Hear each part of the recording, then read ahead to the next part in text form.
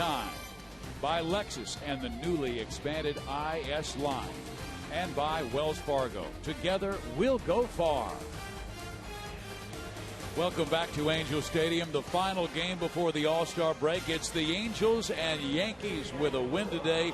The Angels will have secured first place at the All-Star break for the third consecutive season and fourth time in 5 campaigns. The Yankees batting order: Gardner, the speedster, then Derek Jeter moves to 2, Scioscia, then A-Rod. 570 home runs. Next up, the killer, Harmon Killebrew, Matsui, Cano, Hinsky, Cabrera, and Jose Molina. And on the mound for the Angels, John Lackey. This guy has a great history, Rex, but last start was not reflective of his strength. No, it wasn't. It was for the first few innings, but then that 5th inning, he just couldn't get anybody out. And they had the big John Lackey had to fight his way through that inning as he gave up about 5 or 6 runs. Man, it wasn't good. But John, he wants to stay on the corners with his fastball, his two-seamer, get some early count-outs so he can stay in the game longer, bring in that curveball. That's his strikeout pitch. And also his slider to lefties is going to be important. This is going to be a high-scoring affair. Again, I can tell you because in day games, man, this ball carries out of this yard. Unbelievable. Defending behind him, we're going to see Quinny. Quinny's going to get a spot in left field today. Okay, Brandon Wood is getting it started first base. They got his bat in there, and Jeff Mathis to catch big John Lackey. Should be a great game. The Angels have already taken the series. Let's just sit back and enjoy an Angel game before they take the long break. The leadoff batter for New York is Brett Gardner, 25 years old, out of Holly Hill, South Carolina. First pitch to him is up high for ball 1. John Lackey's record 3-4 with a 5.18 earned run average. And Gardner, he's moved that batting average up to 283. This is a guy with plenty of speed. Yep, they got the speed guy developed right here in Gardner. He came on early this season. Actually, he won the center field job to start the season over Melky Cabrera. Good range in the outfield, and he's kind of a slapper hitter. He's kind of a slasher. He'll try to get on base any way he can. And Big John wants to do what he's doing, stay ahead of hitters if at all possible. That way he can pitch inside a little bit. He can throw a couple balls out of the zone, make them chase. But John knows about day games here. It can affect the outfielders as well. Son. He strikes out Brett Gardner here. And Gardner is the first out of the ball game. John can strike batters out. He has struck out 55 this year in 66 innings and has had as many as 199 in a season. Well, normally John goes right after guys early with his two-seamer, but there's that big drop and curveball. He brought that out for the first strikeout, and he'll do that. But mainly 80% two-seam fastballs first time through. Did you think he threw too many curveballs in that last start? He might have, because they started timing him. He was throwing maybe 3 to a hitter, and the Rangers, they were catching him. Derek Jeter has really been hot. He had 4 hits in the first game of the series, and he's moved that batting average up to 320. He's in the top 10 in the American League in that department. Ichiro Suzuki leads everybody. Fouled off. Okay, Derek is an inside-out hitter, man. He's going to try to bring them hands in every time and shoot a ball to the right center field gap. Center fielder Matthews, he's playing him towards right field. Jeter's 13 for 40 with a 325 batting average against John with 1 homer.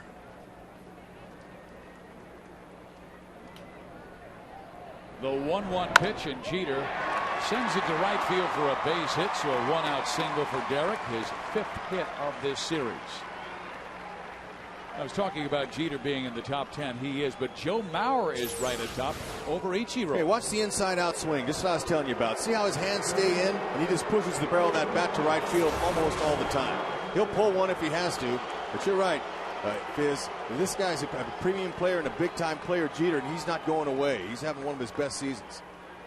He also has stolen 17 of 20 bases this year. They may run on the Angels. Here's Mark Teixeira hitting it to Brandon Wood. They've got 1 and they've got 2. Can't write it up any better than that for the first for Big John. That'll work.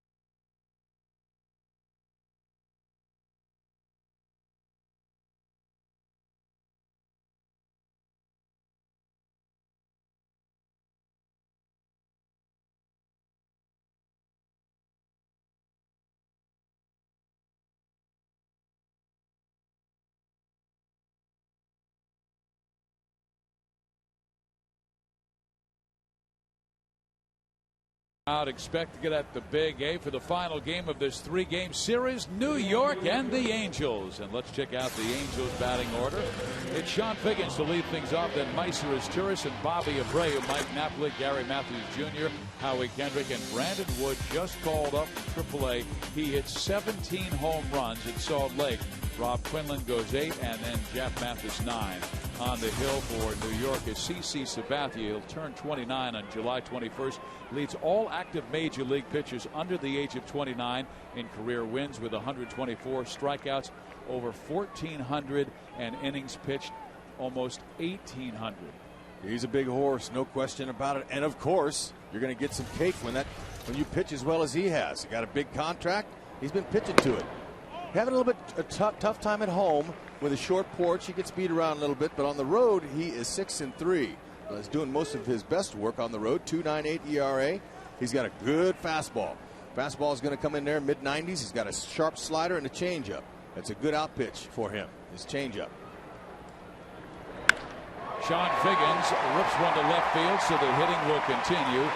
The Angels have been absolutely incredible offensively, and particularly from the top of the order. Hitters 1, 2, and 3 in the series are 10 for 28 with 8 runs scored. All right, we're going to show you the Yankee defense. They're 5th in the league in fielding, and you can bet they'll be pressured again by the Angel offense and the way they run the bases. So they'll have to have their best shoes on out in the outfield and keep aware of the infielders there. You see A-Rod and Teixeira on the corners. Jose Molina to try to hold down the Angel running game. Now, speaking of that, there's been 7 stolen bases off of CC this year that have been successful. 5 have been caught, and he's got 2 via pickoff. Jose Molina, though, is a good catcher. Always throws out over 30% of runners. Very good transfer, glove to hand. Solid guy to have. Now, Posada, he had the day off today. Joe Girardi gave it to him, but he didn't want it. He was not happy he wasn't in that Yankee lineup. Rex, is it because the Angels are just getting so much into the Yankee minds with their speed? They're first and third. They're stealing bases while they're starting Molina twice over Posada. No question. Girardi knows he's the better catch and throw guy, so they're trying to beat these Angels if they can. They've had a real tough time here. It seems like the Angels really just turn it on whenever New York comes around. Here. A bunt by Turris, up with it A-Rod. His throw just in time, but Figgins moves to second base. So right away, Scioscia going to the small ball game. And when this series started, the Yankees were one of the hottest teams in baseball. And this is just when they put Vladimir Guerrero on the disabled list and Torrey Hunter. So I told the folks that watch out for the small ball game. Here it comes, and a little bit of speed. But I had no idea they were going to hit the homers against the Bombers like they have. But this is a team, the Angels, that can win in a lot of ways. They beat you on the bases. They can beat you with singles. You know, they're just a team that's well managed by that guy Scioscia. And in my opinion, in his 10 years, this might be his best managerial season. I mean, right now, winning without the big 3, Rivera, Hunter, and Vlad Guerrero, and yesterday all 3 out, and the Angels still scored a season-high 14 runs. Bobby Abreu, the only left-hander in the lineup today. And he takes an inside strike. Sabathia doesn't give up much to lefties, 217, but right-handers don't hit him that well. They're only hitting 227. Okay, right man, the right spot. 39 ribbies in his last 37 games. Bobby Abreu has been hot.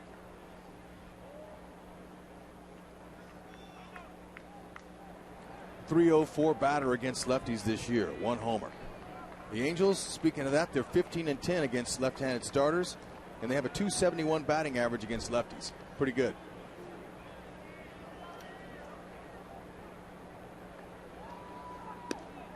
Bobby takes a rip, and he's down in the count 0-2. But Sean Figgins, all the time that CC Sabathia was turning and staring at him, he was dancing around second base. And he knows that he can rip off third base a lot easier than he can second base with a lefty. It's going to take some time. But Jeter's kind of a little bit close to him, but not Cano. Cano's playing Abreu to pull, which usually he shoots the ball to left field. Maybe they're pitching him in. Outside. Abreu, one of the better 2-strike hitters in the American League, just doesn't panic at all. A veteran as Abreu now in his 13th major league season, 35 years of age, from Venezuela. Hit .296 for the Yankees last year with 20 home runs, scored 100 and drove in 100. And he takes it back up the middle. Cano cuts it off. Quick toss. Save! An infield hit for Abreu, first and third for the Angels. Oh, man, was that a beauty. Now, Cano, he makes that play with no problems if he was playing Abreu a little bit more towards the middle. Bobby rarely pulls the ball, so he was a little out of position, but Abreu earned it as he always hustles down that line. First and third, one out. Ball not hit too well off the end of his bat, but Abreu knew that he had a chance to leg one out. Good play by Cano. As he throws underhand, he gets the call at first base. That's Jerry Davis, the crew chief. He's umpiring first base. Brian Gorman's at home plate. Cano thought he had him. Yep. C.D. Bucknor is the second base umpire, and Mike Everett is the third base umpire in this game today. The Angels run hard every single time. They go first to third. They hustle every single occasion. And when you don't have the big guns available, you must do the little things well. Here's Mike Napoli. He takes his strike. Andy Pettit took the loss yesterday. This guy's a veteran, maybe a future Hall of Famer. And what he said after the game, Rex, quote, "They really put pressure on you, those Angels. They don't strike out a lot, and they don't quit." That's one thing that they've really improved on this year is their plate discipline. On base percentage. You see Pettit there watching. CC a couple strikes early on Mike Napoli, who is 2 for 6 lifetime with 1 home run out of those 2 hits off CC. But Napoli's looking for a little 2-strike approach here. Didn't want to take anything looking. Got to be aggressive, but his 2-strike approach has been good this year. He'll shorten up his swing and just go for a lousy knock. Sends a ground ball to Alex Rodriguez. Could be 2. It is a double play, and the Yankees in Sabathia out of trouble in the first.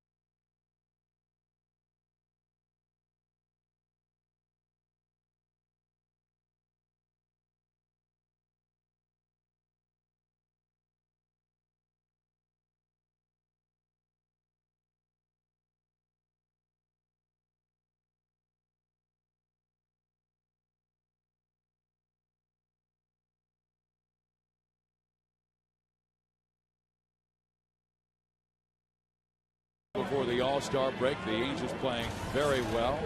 Again, with yesterday's win, the Angels moved back to a season-high 11 games over 500 and into first place in the West. The Texas Rangers, who are in second place, they're taking on Seattle in about 15 minutes. That'll be Dustin Nippert against Eric Bedard. Alex Rodriguez, he has busted 3 home runs in this series already, 5 for 8 with 3 big flies. He always hits well against the Angels. .332 in his career with 65 home runs in 167 games. Are you kidding me? Yeah, but Big John, he's had his way with Alex. Just 9 for 47 he is, but that's a 191 average.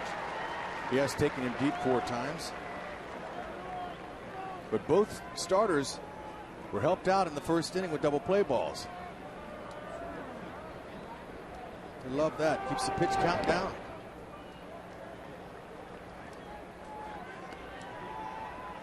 John loves the big games and loves the competition against the best hitters in the game. With Alex Rodriguez standing at the plate, and the count 1-2. Lackey last year won 12 games despite starting the year in the DL with a right tricep strain, and then had some arm problems to open 2009. That's what set him back.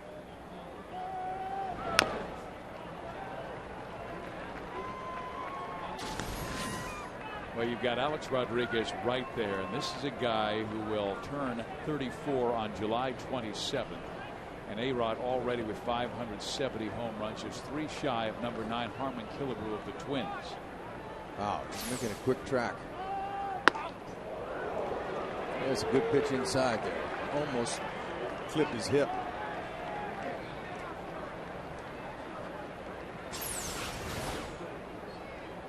Big John Lackey's hit 5 batters this year, and you don't have to hit batters to get their attention. That's a nice, effective inside pitch.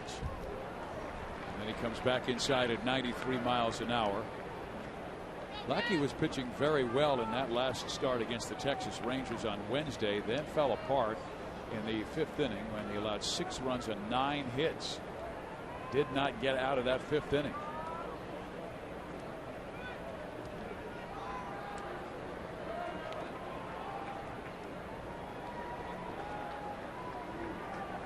He likes that fastball down.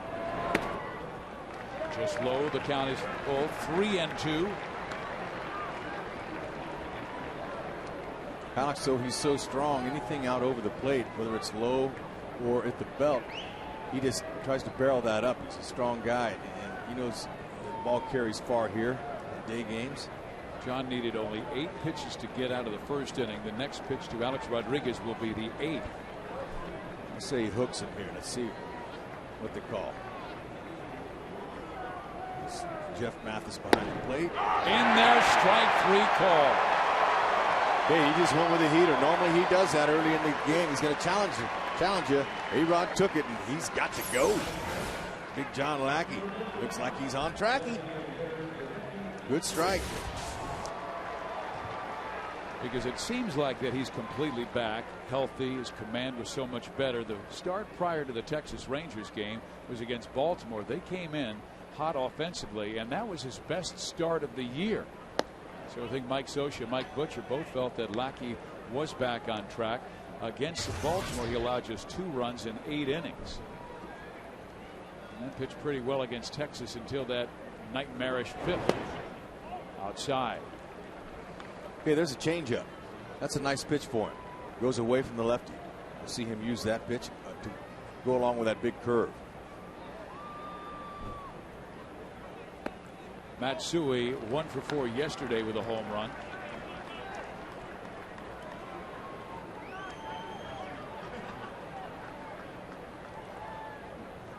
Against the Texas Rangers, we told you the first 4 innings did not allow a run. Then the 5th inning, the wheels came off, gave up all 6.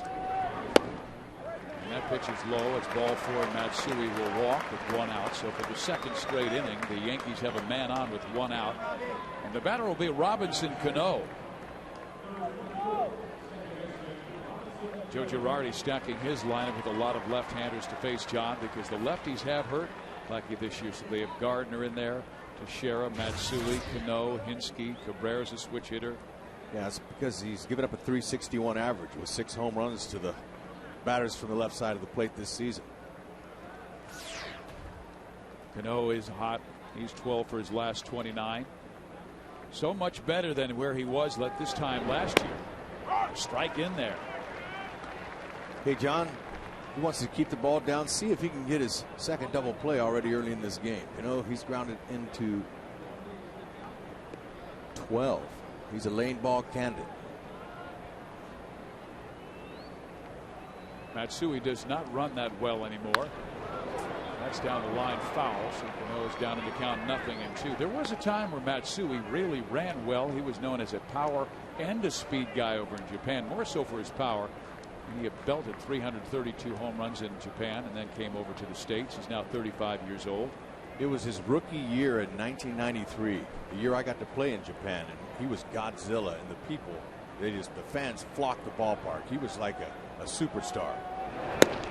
Was he more popular than Ichiro? Yes, he was. See, that's the Central League, and the Central League's more popular than the Pacific. And so he got way, way, way more publicity than Ichiro at that time. But now it's Ichiro in the States that's getting most of the ink. Cano takes low. Count is even, 2 balls and 2 strikes to Robinson Cano. That final year that Matsui played in Japan, he had 50 home runs, and then of course the next year he signed with New York. Cano, meantime, with a 2-2 count. Talented young guy with power, 13 home runs this year.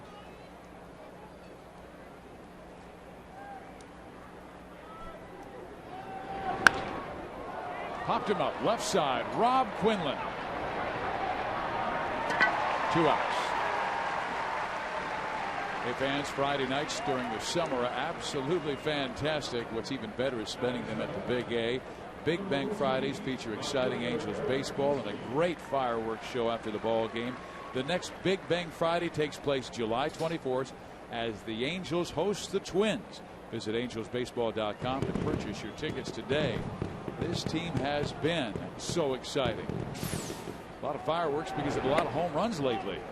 Yeah, this guy is one of them. You got to be careful with Hinske. He's gotten off to some kind of scalding hot Yankee debut. Look at that. 4 hits and 3 of them home runs. He belted 2 yesterday. He's a strong guy. Good pickup too for the Yankees. Traded for on June 30th from Pittsburgh for 2 minor leaguers. You're right, he's a good pickup because he can play both corners outfield, both corners infield. And DH. And pinch hit. Some power off the bench.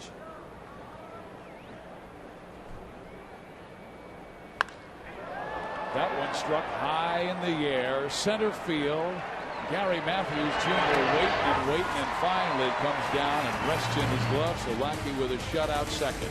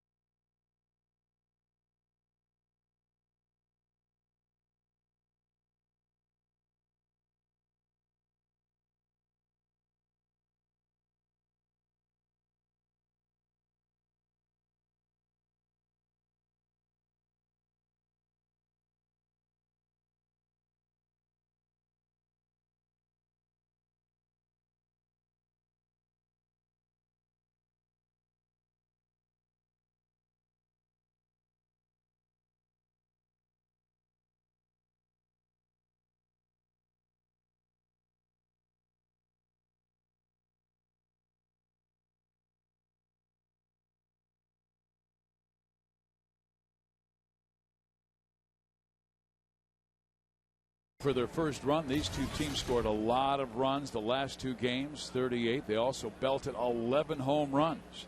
Now CC Sabathia will work the Angels bottom of the order with Gary Matthews Jr. hitting 5th. Then Howie Kendrick 6th and Brandon Wood 7th. Then you've got 8-9 hitters Quinlan and Mathis. Matthews in there a lot because of the injury suffered by Torrey Hunter, who's gone for about 3 to 4 weeks. Hunter out with an adductor strain in his right side. Vlad Guerrero strained muscle behind his left knee. Both players out 3 to 4 weeks. Yeah, you hate to see injuries, but they happen. It's the biggest part of the game is balls and strikes. And so when that happens, you go to your bench and you give an opportunity to another guy. Matthews been wanting to play all year long. Now he's going to get him a little chance to show how good he is. Gary did go. You know, the first inning we were talking about Mike Scioscia.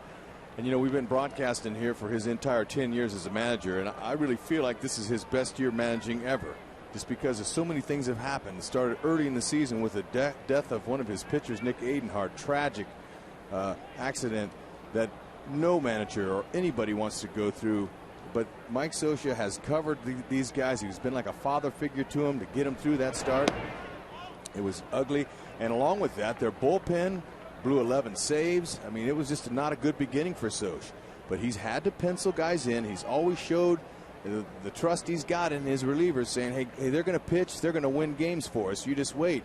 And it seems like with his offense, he mixes and matches so well against opponents, putting guys in certain situations. A speed guy at the top, Ibar, or somebody who can run in the bottom, and then in the middle, the home runs were there on paper this year, but they weren't hitting home runs.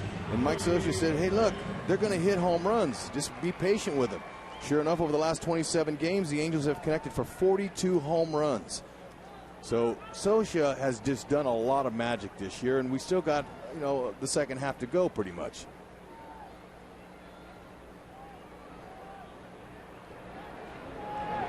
After Matthews strikes out Howie Kendrick, the batter. Yeah, but you can see this last 27 games, Scioscia is right. Now, he's not a prophet or anything, but you know what? He knows his team as well as, you know, anybody, better than anyone, and he also knows his minor league system. So he's been using that system a lot this year to keep his team afloat and in first place right now. I don't think any organization could have handled a tragedy with more grace than the Angels handled the Nick Adenhart death. After the young man pitched the first week of the season, his best game ever on a Wednesday night, and then killed in a traffic accident. Howie Kendrick taking a strike there. Yep, that's Nick Adenhart's number 34 retired in the outfield. Along with Courtney Stewart and Henry Pearson. Young people were taken tragically, so Nick's jersey hangs with them. They take a road uniform with them too, the Angels, and give them a locker on the road. Mike Scioscia always said, our thoughts and our prayers are always with the moms and dads of those that left. And he did also say that the Angels' healing will be when they go between those foul lines and play in the field. That's when they can let it go. A 3-1 count now to Howie Kendrick. Foul back. But then, you know, also what comes with a tragedy like that is reality sets in. All these players here, they're going, you know what, none of us are guaranteed tomorrow. So I think that's helped them take the blinders off, look around at the fans. They're always signing autographs. On the field, there are guests that come before games. And when they walk back from the batting cage to the dugout, the Angel players are smiling. They're hey, can we kind of have a picture with you? I mean, they're very outgoing now, and they appreciate the day. Kendrick to right center field. Gardner and Hinsky, and it's Brett calling off Eric for the catch, and out number 2. Here's Brandon Wood, called up from the minor leagues, and his first base hit was a big fly to right center. Oh, and a nice one too. That's a good pitch, but he's got a quick bat. He went ahead and went down and lifted it right center field. He's got power to all fields. And here's a guy that Angel fans have been crying for all year long, saying, get him up here. Well, where's he going to play? I mean, he's a third baseman, first baseman. Scioscia thinks for him in his future will be third. But Figgins has been putting on a rock concert over there at third base, so they're going to have a decision to make with Sean after the end of the season. But right now, Wood's looking at this as his last day in the big leagues. You never know. So you take these days, and there's a lot of value to them when you don't look too far. Punches that one to the shortstop, Jeter. For Sabathia, it's an easy 1-2-3 second inning. Third inning we go, looking for our first run.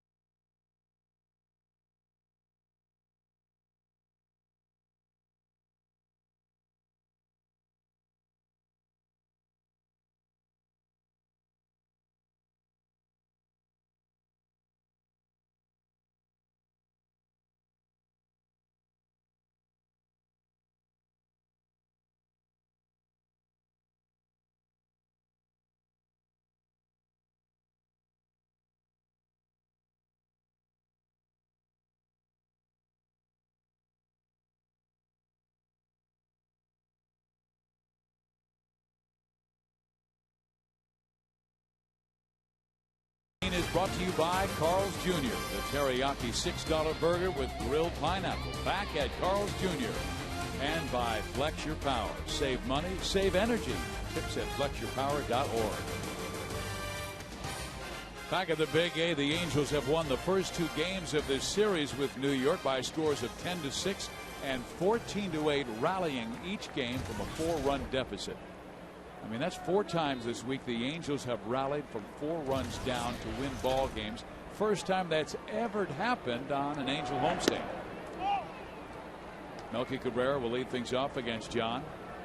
26 come from behind wins now. That took over the Yankees for #1 in the AL. And comeback wins. They would like to get the lead though and keep it. Can't always guarantee you're going to come back, especially against a team like this. But the way the Angels bats have been going, man, you just never know. They're not out of the game until the 9th inning. Game's over, but this is a good sign. You develop that confidence. Whenever you get down in the game, you always say, okay, we got them when we want them, fellas. It's a good characteristic to develop. Come from behind wins. But even more than Vlad Guerrero and Torrey Hunter and Juan Rivera, the keys to the second half be another big 3 in John Lackey, Irvin Santana, and Joe Saunders. All 3 of those pitchers have an ERA over 4.6. And Saunders has the best at 4.65. Then you've got Lackey 5.18 and Santana at 7.81. Cabrera walks to start the 3rd. Second walk by John. Now Molina, he's very talented. Angel fans remember how he could bunt, so this could be a bunting situation for him, depending on what Joe Girardi wants to do.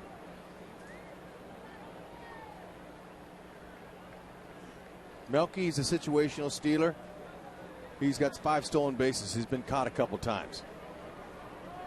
Jose's swinging and takes strike 1.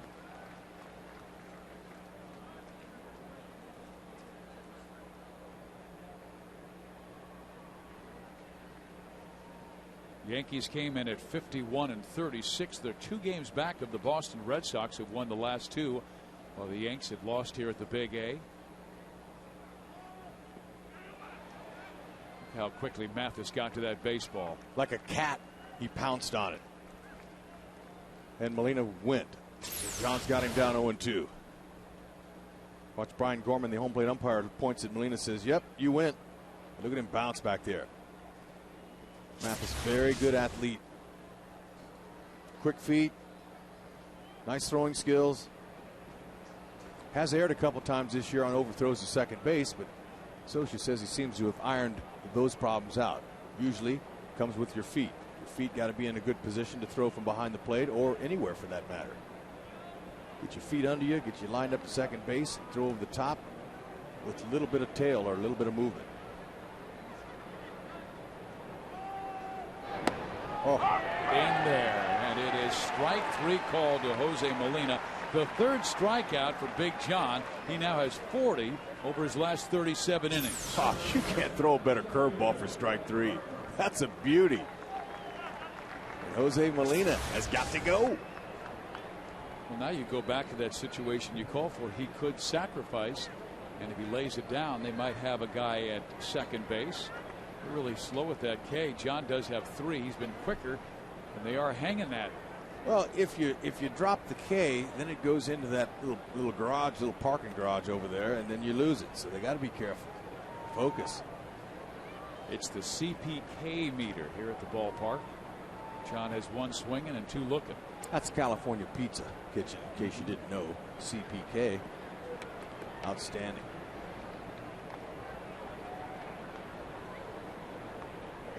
Wood did play a little bit of first base down in AAA, so he's used to it. The backwards K's means the batter took it looking.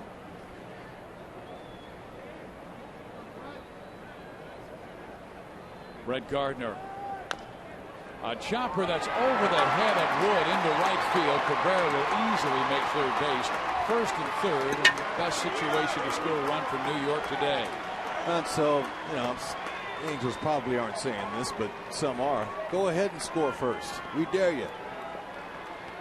Angels had 2 nice come from behind victories to beat these Yankees. That old chop knock, that'll work.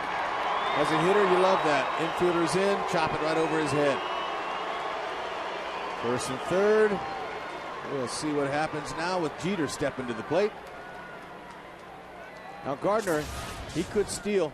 That would take him out of a double play situation, so watch for that. And he has 18 steals in only 184 at bats. Excellent speed. Mathis does not want to have one of those high throws at this time. Jeter rolls one. Woods going second base, one, and that's all they'll get. I thought Brandon might come home to deny a run, but he gets the lead man at second base. Well, Brandon knew before the ball was hit to him what Alfredo Griffin, the infield instructor, wanted. So that was what they wanted. They want to try to turn two. If they wanted him to come home, they would have pointed home, the infield coach, before the play even happened. Nice athletic play, but to get out of the way of the hard sliding Gardner. Sturis, take it and get out of the way. That's a good late slide there. He's looking to take him out.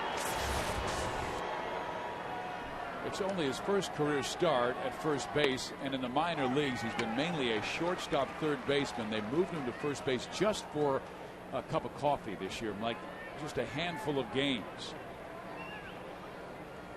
But he's such a good athlete, and he wants to play at the big league level, and the more versatile you are, ability to move around, we'll see some more time. So 2 outs, but a run home as scoring is the guy who walked to lead off the inning, Melky Cabrera.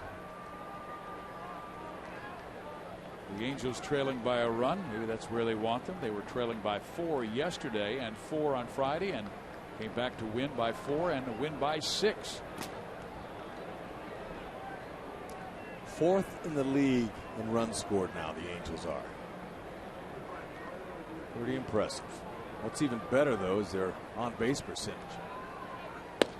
Yeah, that's something they did not find in recent years. They were known as a real free-swinging team.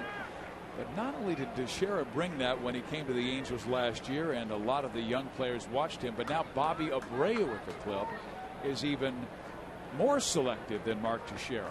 And it's kind of passed on, but with the emphasis from Mike Scioscia saying, look, let's take more pitches. Jeter goes, Teixeira fouls it off.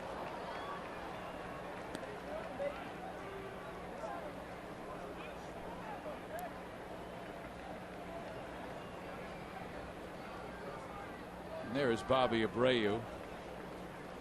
As a matter of fact, hitting instructor Mickey Hatchett feels Bobby Abreu works the count better than Mark Teixeira. And he goes, I'm not taking anything away from either one of them. They'd both be in the top 10 in the American League, but you really feel Bobby works the pitchers, and he really feels very comfortable with 2 strikes on him. Bobby, the last few seasons, has always had one of the highest batting averages in baseball with 2 strikes. Yep. Teixeira more power. 44 of his 90 hits have been for extra base hits off of Teixeira's bat this year. He's powerful. Big guy out of Baltimore, Maryland, then Georgia Tech, where he was an All-American. Jeter goes, pitches swung on and missed, and down goes Teixeira. But the Yankees score first on a ground out by Jeter.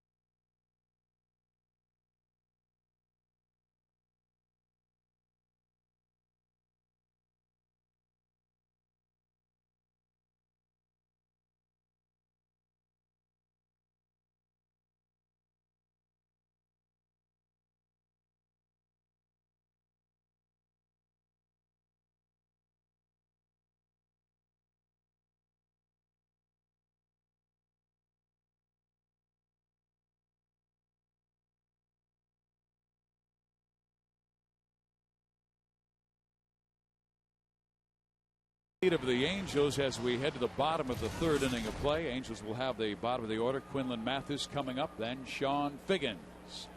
And these two teams have been absolutely fantastic through the years. Angels and Yankees usually ruling the West and the American League East. Of course, the Yankees have had to go through Boston in recent years. Prior to that, it was the other way around. And there's a fastball upstairs. Boston with a 2-game lead on New York this year. Red Sox have 53 wins. They've won 2 in a row. Yankees 51 wins. They've lost 2 straight. And the Angels leapfrogging Texas for first place with yesterday's win. The Rangers lost. Okay, Juan Rivera, I think he was fine to play today. But with the break coming up, tomorrow in the next few days, I think Scioscia said, you know what, we'll just let Quinlan play. And why not? Quinlan's a .305 lifetime hitter against lefties. Just 167, though, off of CC. And Mike did say that Juan is available to pinch hit, but it's exactly what you talked about. 3 off. Why not rest those areas that have been troubling him of late? Rivera with a tight right leg and a Charlie horse in his left leg. Out of play right side. Rivera tumbled over the first base bag on a close play at first base on Friday, and the Angels rallied to win that game 10-6. But this guy is so important to the team's second half success. Oh man, I'll say, especially with Torrey and Vladdy both out for a little while. They're talking about 3 to 4 weeks for both players. Quinlan swings and misses and strikes out. Slider down. We're talking about the Angels and the Yankees ruling the West and the East. Well, how about the best records in Major League Baseball since 2005? It's brought to you by Carl's Jr. The Angels have tied the Yankees for the most wins, but they have 2 fewer losses. Powerhouse from the West. Pest from the West. Call him what you want. I think Joe Torre called him distracting. Listening to Johnny Damon on the radio talking about how distracting the team is and how they pressure you from start to finish. You like to read those things about the Angels, especially coming from their opponents. It means you're in their mind. They know you're good. And I love the comment from Torrey Hunter where he said, you know what, I love the way our guys are playing. We're getting guys coming in there. What a great team this is. And that's a great teammate to pick everybody up. He'll be gone for 3 to 4 weeks. And he has the misfortune of not playing in his 3rd All-Star game and first with the Angels. Mathis pops it up. Foul territory. And they can't find the baseball. It was in the sun. That likely will be ruled no play. Yeah, because, I told you that day games at the Angel Stadium here, the sun will play a part in it. There's going to be 1 or 2 drop balls, and sometimes that's the difference in a game. Now, for this, Mathis is going to get an extra chance here to do something. Watch your head. I mean, that ball almost hit him in the head. It's tough. On Friday, A-Rod made a big error that led to a 4-run 5th inning. Jeter made a big error that led to a 3-run 7th inning. Let's see what Mathis does. It was a good rip, too. He just missed it.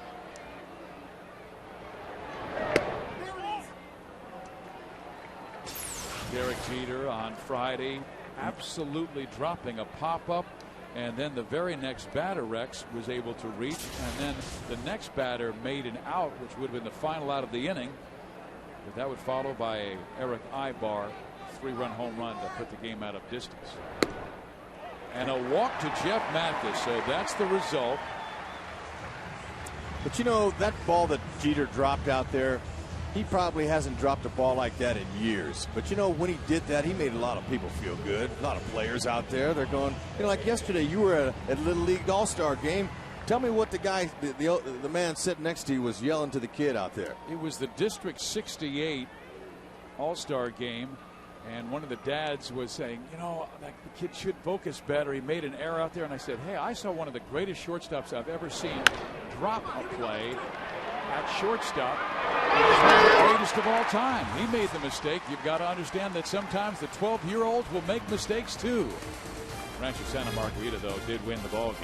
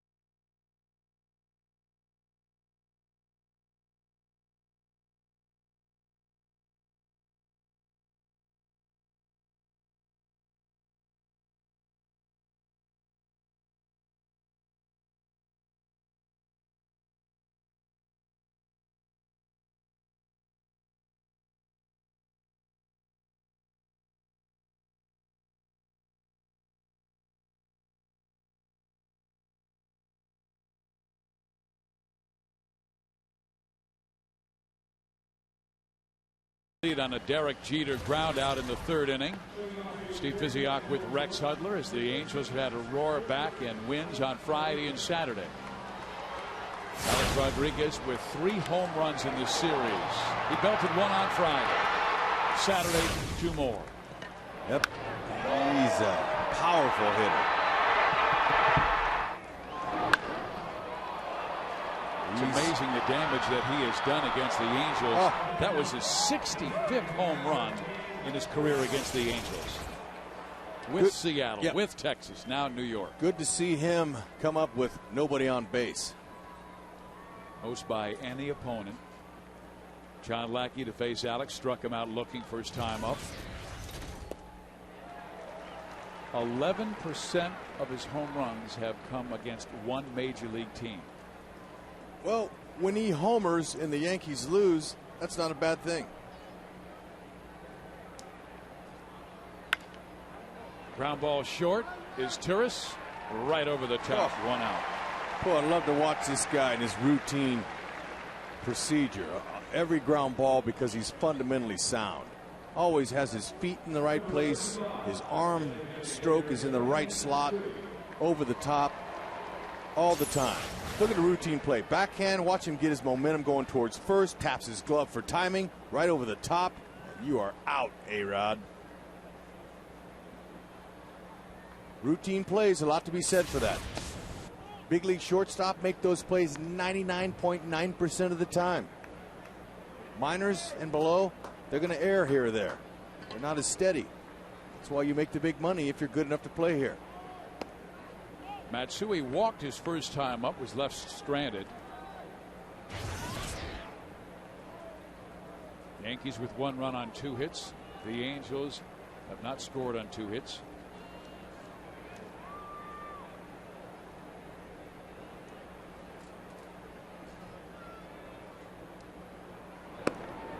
Lackey is the vocal and emotional leader of the starting rotation, and even when he's 3 and 4 with a 5.18, the other guys go by his lead. Yep, you got to have a pitcher that leads the pitchers, and the position players, they lead everyone. The position players are the team leaders because they're out there every day. It's hard for a pitcher that pitches once every 5 days to be a team leader, but certainly vocal leaders are okay. Hideki Matsui has seen 9 pitches from John Lackey, and only 1 has been a strike. Walked him on a 3-0 count, now walks him on a 3-1 count. 2 walks by John. Fans, the Angels will once again be turning the clocks back to the 1980s for a retro night on Tuesday, July 28th. All fans in attendance will receive a free Bobby Grich 1980s jersey t-shirt courtesy of the Home Depot. So dress up in your best 80s gear and have a chance to win cool prizes from the Angels. Purchase your tickets at angelsbaseball.com today. There's a fly ball struck to deep left center. Matthews, good speed, gets there, makes the catch. Matsui, who is halfway to second, now retraces his steps.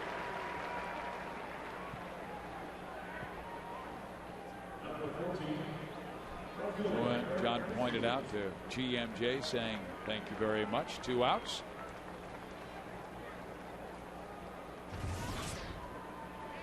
Most pitches he's thrown in 1 inning was 20 in the 2nd inning. Trying to get to the 4th, not bad. Ball strike ratio is not the best, but he's getting outs. It's all that matters. Henske popped up to center field his first time up. And he hits this a gapper to left center field. Rob Quinlan, will he get there? Yes, he does. Through 4, Lackey's allowed just 1.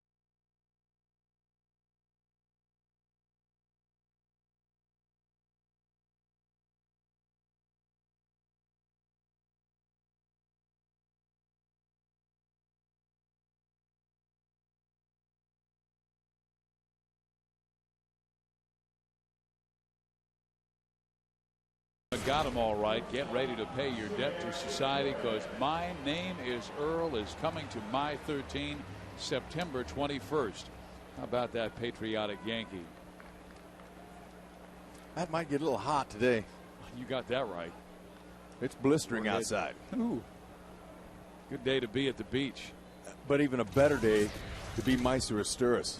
Right here in the ballpark. He's in the batter's box against a real tough lefty. Meister sacrificed his first time up, moving Sean Figgins to second base, and then Bobby Abreu reached on the infield hit. The Angels had a first and third one-out situation, but could not score as Napoli hit into a inning-ending double play. Sabathia's had 2 double plays turned behind him today. In there. Asturis from the right side's hitting .346 this year. Had a nice sacrifice bunt his first time up. Angels just starting their second time through the order. There's a base hit to right field, so Meister keeps it up with a leadoff single. Second time in the game the Angels have had their leadoff man on. Want to hit a hanging curveball? Watch Mighty Meister do it here. Okay, ball's up. Fooled him just for a click, but his hands came first, stayed inside, and he swatted it to right field. Now that's what hitting coaches teach about how to hit a breaking ball from a left-hander coming into you. They like to see you do that, but second, third time around, you see that big hanger, you might want to pull it on a day game here at Angel Stadium. Might find yourself in the home run column. Here is Bobby Abreu. Speaking of home runs, he won the home run derby during the All-Star break one year, and he has close to 350. Excuse me, 250. He's at 247 home runs with the Phillies, the Yankees, and now the Angels. He has 6 this year to go with 57 RBIs, and as Rex talked about, 36 have come since June 1st, the most in the American League. Very good series against his old ball club with 5 RBIs. Yeah, that's a slide step the big fella is showing. CC, little slide step, and gets the ball home quicker. There were a lot of people that thought Sabathia would either be an Angel or a Dodger. He hails from Northern California, out of Vallejo High School. Good athlete too. See a big guy like that, some people question the athleticism in a big person, but man, not this guy. Ooh. Breaking ball 1 and 2. Got that big body coming at you, and he pulls the string at 79. That'll get you weight out front. He struck out 2 Angels today. Now 91 this year.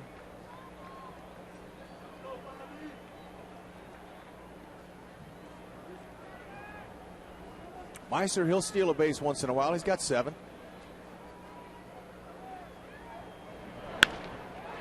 That's a base hit into the left field corner. That As might Torres score him. races to third. They're going to send him home. Jeter will not even make a throw. It's a tie ball game. What a nice slice double for Bobby Abreu. That was sweet. That's his 17th double with a stake attached. He just snuck it right by A-Rod. There's nothing Alex could do. And for the left fielder, Melky Cabrera, who's not used to playing that carom down there, I knew they were going to score. And Pino Evil, he's ready. That high fastball inside. You saw Jose Molina reaching inside for that.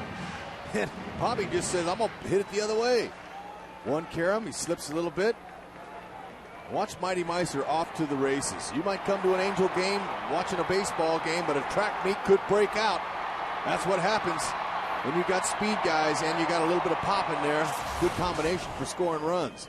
Angels 4th in the league now in runs scored. They're averaging 5.2 per game, and the batter is Mike Napoli. He busted a home run, number 11 this year, yesterday. I mean, his high arcing shots, when he hits the ball, when it's up in the strike zone, man, he gets the back underside and it just carries. Yeah, it's that backspin you get. Now, you're not going to ask Napoli to get the runner over here, but he did. Abreu moves to third, where a fly ball or ground out could give the Angels the first lead of the day. Hey, that's a nice productive out, but a guy with power, you're not going to ask him to do that, but he's playing team ball right there. Short swing, broke his bat, got him over. Now he got a chance to put the pressure on the Yankees infield, see what Joe Girardi's going to do. Probably bring him in. With Gary Matthews Jr. up, Rex, he's only batting .206 against left-handers, and this guy's a really tough left-hander who struck him out. Could the Angels have something on with one out? You know what? I don't expect a suicide squeeze out of these two guys that are working. Scioscia usually will match him up with the guys who can bunt a lot. Now, Junior, in this situation, I think he's going to trust him to get his hands out and drive the ball back up the middle and try to keep it up. Get it up in the air for a sac fly. But they're in. What if you bunted for a base hit? Not now. The infielders are in. The probability and the chances aren't as good. Go ahead and let him swing. In the dirt, not far enough away. Abreu down that line. A-Rod is even with the infield grass. Mark Teixeira back a little bit. Well, when you get two horses on the mound, like the Angels and John Lackey, and CC's their horse, you're going to see some low-scoring games. And so far, this is what it is. So they're playing it tight here. Matthews has had a good series with 3 hits and 3 RBIs. That's another reason to let him swing. Again in the dirt, and it's a 2-0 count. So CC, he knows that a sacrifice fly is going to give them the lead, so he's keeping the first 2 pitches down on Junior. When you throw him down, usually they hit him down on the ground. A guy who's a career .474 hitter against New York is waiting on deck in Kendrick. And Sabathia has a 2-0 count to Matthews.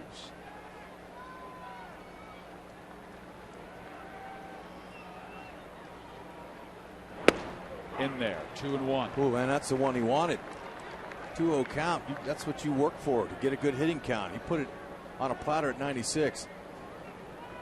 That ball will leave at 106. You just put a nice easy swing on that. Now I'm sure he'll go back to another breaking ball. But with that kind of fuzz, you can afford to pitch and miss out over the middle, get away with it. He is a strikeout pitcher. Last year finished second in the major leagues with 251. Split the year with Cleveland, and Milwaukee had a great second half stretch with the Brewers. On deck, Kendrick, we told you of his success against the Yankees in the past. Okay, Junior right now has got to be sitting on another heater. He wants to drive that run in. Should be getting something good to hit here. In there, it's full 3-2. Sabathia did not give him the fastball. Gary wants to stay away from that strikeout.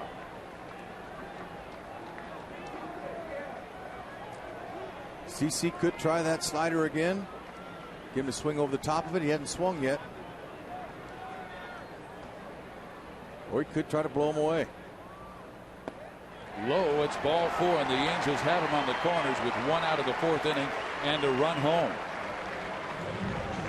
They've been working the count so well recently, and they taxed the starting pitchers for New York in games 1 and 2. Java Chamberlain on Friday and Andy Pettit yesterday.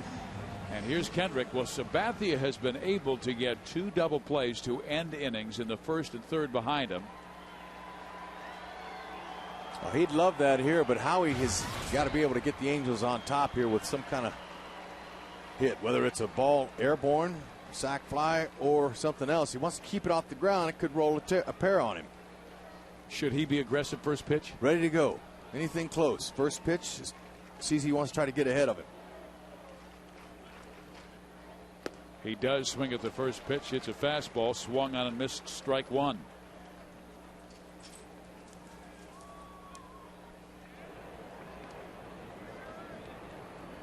We've seen the Angels not do much early in their first time through the order against pitchers, and then we've seen them that second and third time start to get to them. That's the case here in this inning. Angels still second time through.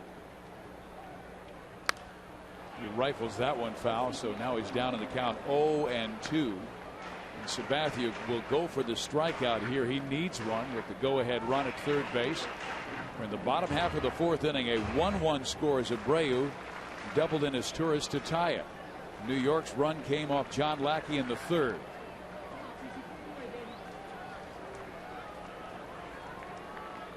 Okay, he'll try, might be coming with that fastball or slider in now. Could try a changeup as well. So when that's what you have options when you get ahead of a batter. and the hitter thinking. But here's what the hitter wants to think, and how he just wants to look for something out over anything close, foul it off. So you're a little bit defensive.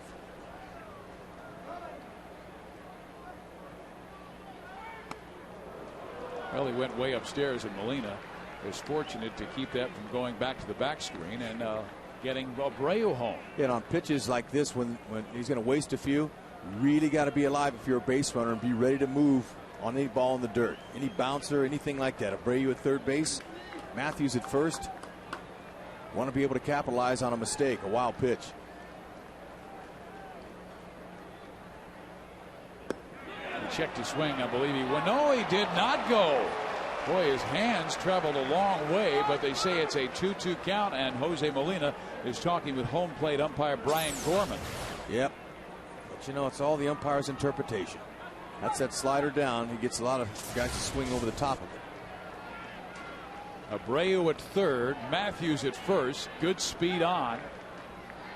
I try to go back there again.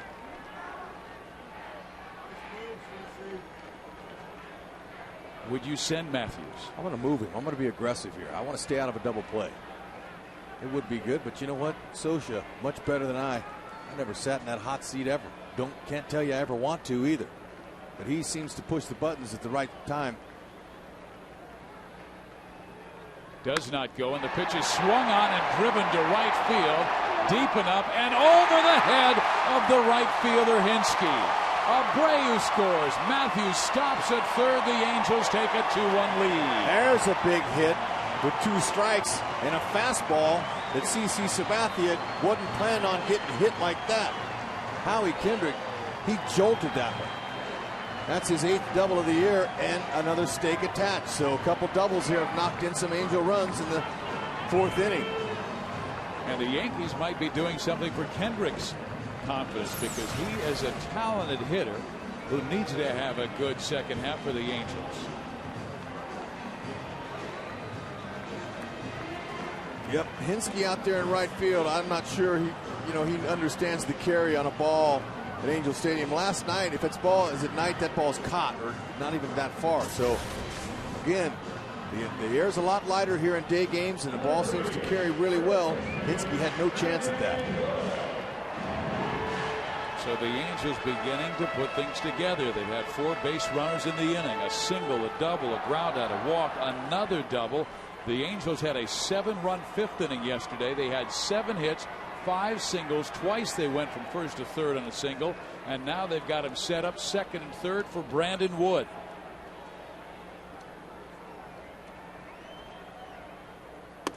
Wood was having a fine year down at Salt Lake, hitting .313 with 17 home runs. We told you about his home run yesterday. The strikeouts were down from the previous years too. He's working on some things. He knows that Scioscia knew he needed to cut down on strikeouts in order to be a big leaguer. Now he's a run producer. 1 ball, 1 strike. He lowered his hands, didn't he? He did. He lowered his hands a little bit. It's going to take him a little bit quicker to the ball, but still the main thing is he's checking his focus release point. That's what he told me. He says, I've been watching where the guy lets go of the ball, not his body. A lot of hitters will look at the body, the whole thing, the whole picture. You pick out a spot. After you faced him once, you see where his release point is, and you look at that spot and you pick up the ball sooner. You can make up your mind a lot easier with the focus. Yankees defense will give up a run to get an out. They have the infield back.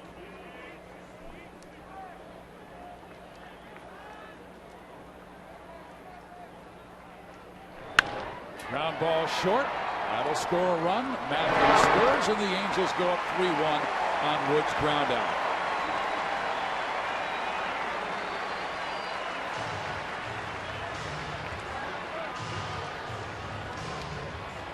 Hey, some good connection there. That's all it took. I saw before Joe Girardi had his infielders in, and then he decided to move them back, which is the right call, because you can't afford to let both of those runs score. When the infield is in, they don't have any range, and any ball hit hard is going to get by him. So he didn't want to take a chance of one getting by him scoring both runs. Kendrick to third in the play. Here's Rob Quinlan. Pitch is outside for a ball. Same thing with Howie at third base. He wants to be alive. With A-Rod way off the base at third, he can come down that line and be able to advance and be ready to move on a ball in the dirt. Anything that kicks to the right or the left. Howie has the kind of speed he can steal a run. Rob Quinlan dumps one to center field for a base hit. Kendrick scores. Angels go up 4-1. Wow. Here they are, getting them in bunches. The frenzy style hitting has showed in this inning. Second time through, they're getting to CC. What is it about this ball club that brings out the best in the Angels? They just seem to play good baseball. They know the world's watching whenever the Yankees are in town, and that soap opera they got. So they want a piece of that limelight. The Angels with runners in scoring position 3 for 6 today. It's Scioscia against Girardi. It was another Joe for years in Torrey. And the runners going. The pitch is taken. Throw by Jose Molina. Out at second base is Rob Quinlan. Still a 4-run fourth inning for the Angels.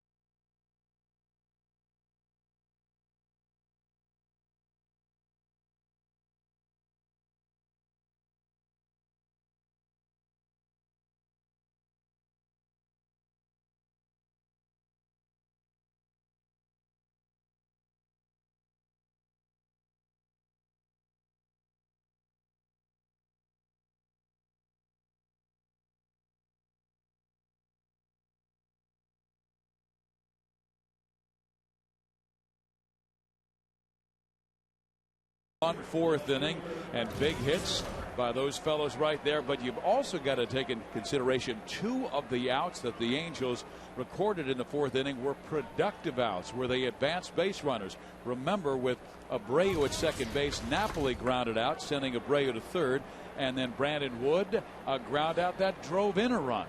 So the Angels really taking advantage of so many opportunities and playing the game right. They have a 4-1 lead for John Lackey.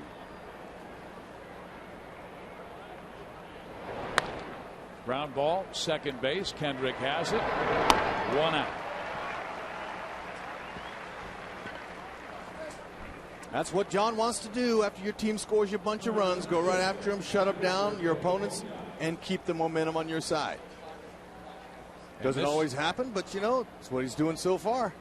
And this was the rough inning that John had in that last start against the Texas Rangers. And it was after 2 outs. You're exactly right. All the damage. John was able to get the first 2 outs of that 5th inning. And when he did that, Young reached on an infield hit. Hamilton singled. Jones homered to tie it. Blaylock doubled, a walk to Bird, a walk to Murphy. Saltalamacchia singled in 2. And Angel fans are going out there, would you please be quiet about that? But I'm just telling you about history. Yeah, they're saying, hey, Fizz, turn the page.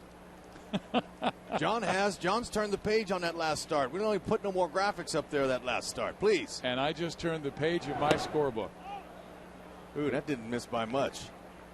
Jose Molina with a 2-1 count. Yankees came in after sweeping Minnesota and winners of 13 of their last 15. Oh, and he hits Jose in the upper left shoulder.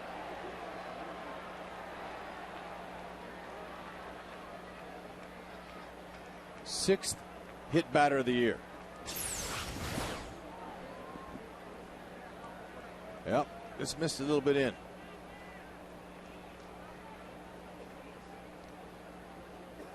They get hit on the shoulder, the back, latissimus dorsi, that big muscle you got in the back, the wallet, the backside. Those are all best places to get hit, if you got to get hit. The worst place are the hands. Hands, elbow, head. Feet, doesn't feel good. Sometimes hitters will want to slow a runner down like Gardner. You throw at his feet. They used to throw at mine all the time. You were a speed guy, so is Brett Gardner. Yeah, he's faster than me, though. Oh, I don't think so. I do. I don't. He's on the left side of the plate. He's a step closer to first base. That doesn't make him faster than you. That just makes him closer to first base. That's because that's why you want to switch hit. That ball stroked to center field, right at Gary Matthews. He is there and makes the catch for out number 2.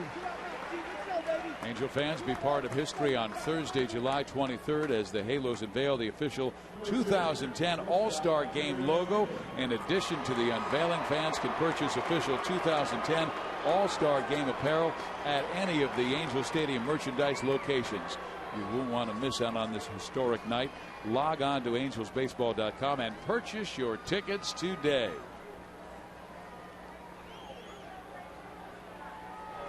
Derek Jeter. Been on twice. Single. Drove in a run on a ground out last time up, reaching on a fielder's choice. That was the only run allowed by Lackey. And then the Angels got 4 for John in the 4th.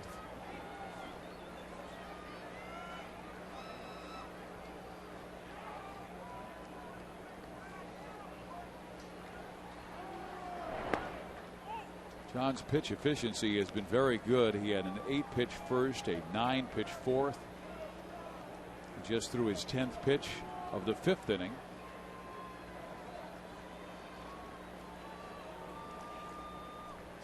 Yankees, one of the most patient hitting teams in baseball. They lead the American League in walks, and a strike taken by Derek. Curveball, inner half. Good spot. You throw that ball on the outer half a couple more inches, he'll take that ball to right field, right center. See, anything inside, Jeter does not prefer to swing at, although he will with 2 strikes. 1 and 2 count here. We'll see what John uses to try to put him away. He wants to get out of this inning here. No more wasted pitches. He wants to get out.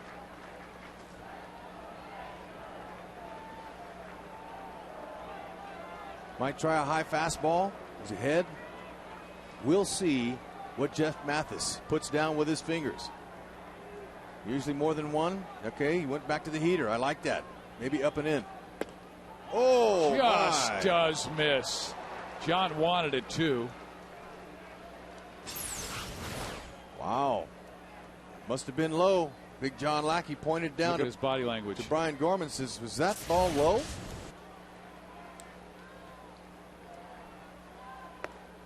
If the Yankee didn't swing at it, it must not be a strike.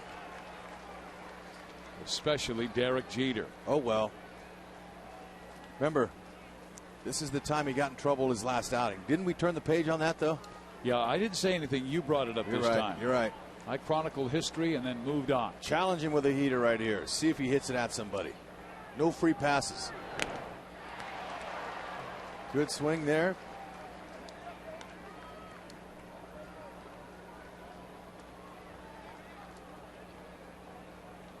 Long way to go on a hot Sunday afternoon. The ball carries so well. 11 home runs have been hit in the first 2 games of this series, and 7 of those by New York. 2 competitors competing. Full count. Ground ball short. Torres has it. His throw in time. Inning over. Lackey is allowed 1 through 5.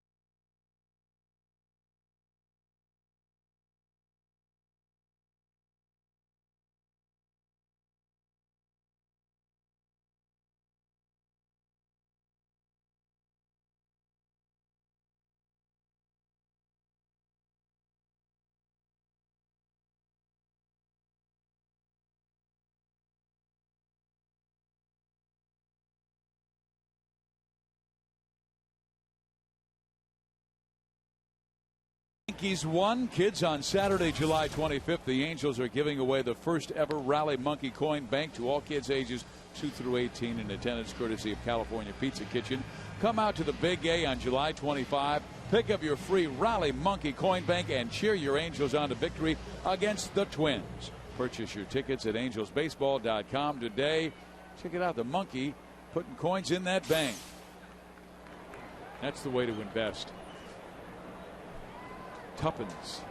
Save your tuppence. Jeff Mathis will lead it off. Walked his last time up. And that ball is roped to the shortstop, Derek Jeter. That ball was squared up nicely. He gets underneath that. That's a homer. I mean, that's right on the screws. So make sure you catch that in the pocket. You might have a little palm bruise. Jeter's had a million of those hit at him in his day. Now Sabathia to face the Angels speed guy, Sean Figgins. Line to single left field his first time up, and then hit into a rare inning-ending double play. It's only the second double play he has hit into this year.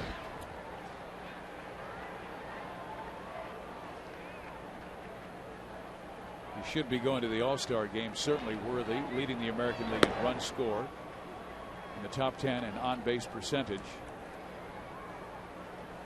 But he roped a nice base hit to left field his first time up against CC. Look how the defense adjusts so dramatically when speed is at the plate. Both corners are in. He had him thinking about the bunt situation. Swing and a miss, 1-2. Yeah, that changeup's going to be an important pitch for CC the rest of the way out. They've been getting the wood on his fastball. That changeup, that's going to keep him off it. You see, Figgins was off balance there. He's going back with it. Fouled it off. A little bit more on there.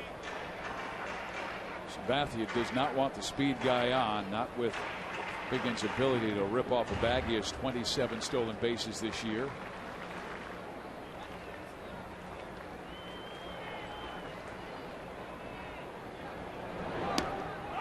In there, strike 3 call. That's that backdoor curveball. Actually, it's more of a slider, but he uses that on the back door sometimes to get hitters out. See how it comes in on the outer half. That's a good pitch. Yeah, it looks like it's going to be a ball all the way to the hitter. That's why you lay off it. Figgins walking in saying, you know what, I thought that was outside.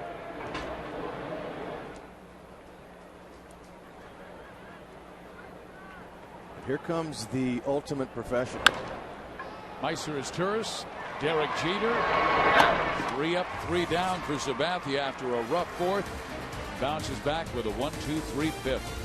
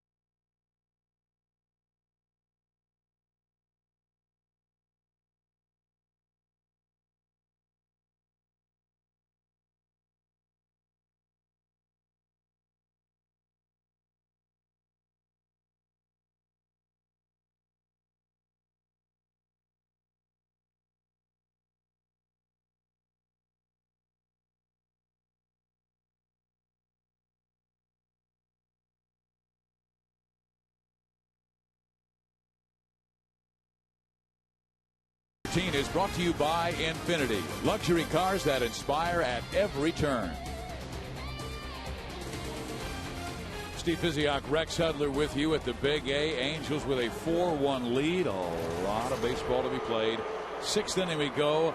Middle of the order for John. It'll be Teixeira, Rodriguez, and Matsui. Tough part of the order, and John has thrown 68 pitches. Very good efficiency through 5 innings, averaging about 13 pitches.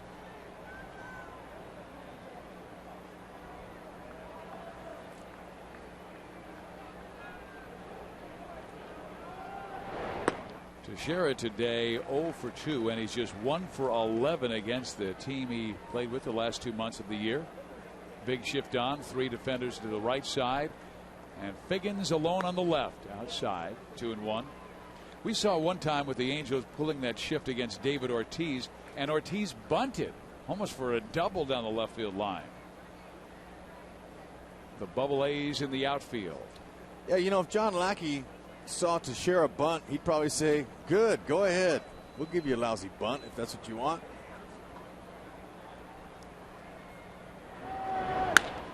And then he hits it right back up the middle. Through the shift. Leadoff man is on. Quick hands.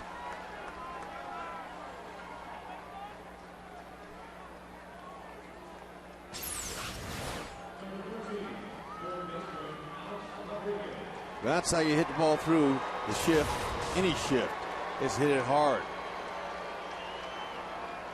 Now the Angels bring the 2 to the left side, 2 to the right side for Alex Rodriguez. Angels leading by 3. They kept A-Rod quiet the first 2 at bats. A strikeout, a ground out. And John jams him upstairs, 1-0. Angels trailed 1-0, scored 4 times in the 4th.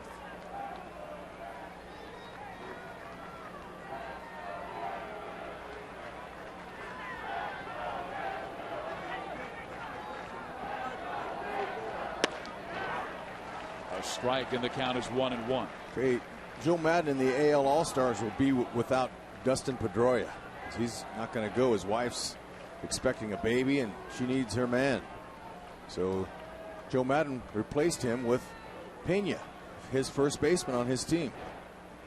And Carlos very deserving of going. He's leading the American League in home runs, but Sean Figgins, 1st in runs scored, 2nd in triples, 4th in stolen bases, top 10 in on-base percentage.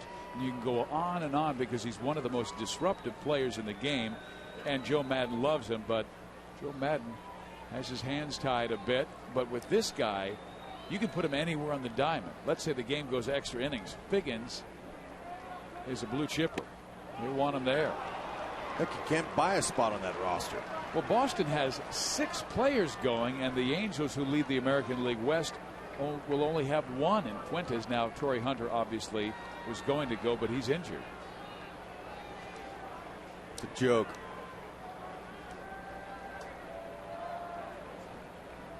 Important pitch here. 3-1 is swung on and hit to left field. Quinlan backing up is there to make the catch. A-Rod hit it hard, but right at Quinlan. Yep. If he hits it hard and it's at somebody, that's no problem. But he's just missing that one. That ball was elevated, too. That ball should have been hit hard. Little mistake out over. See Matsui coming up now. Has walked a couple times and has grounded only into a double play twice. But Big John Lackey's looking for that here.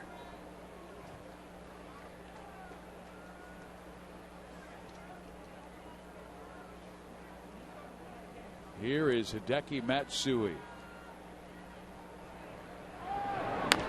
I didn't mean to do it. A ground ball to Sean Figgins, and then Kendrick drops the baseball. Everybody's safe. Okay, there's a good situation right there where you just want the out. Okay, you're not going to be able to get Matsui. The ball's not hit, so that's just to catch the ball, step off the base.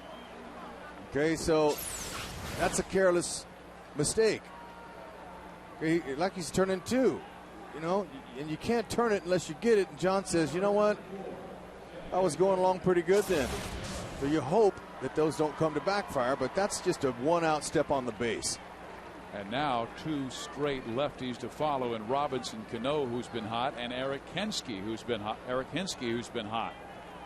The Angels in game 1 took advantage of 2 errors by the Yankees each time.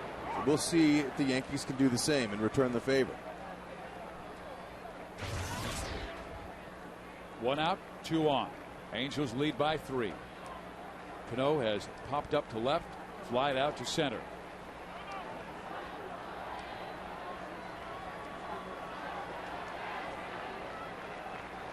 Big John just wants to keep his focus. Don't get carried away. Don't get emotional out there. Keep your focus, because there's a long way to go in this game. 80th pitch thrown there. Center field, Matthews Jr. has it measured. He has a problem with the sun as well and makes the catch for out number 2. The sun directly overhead.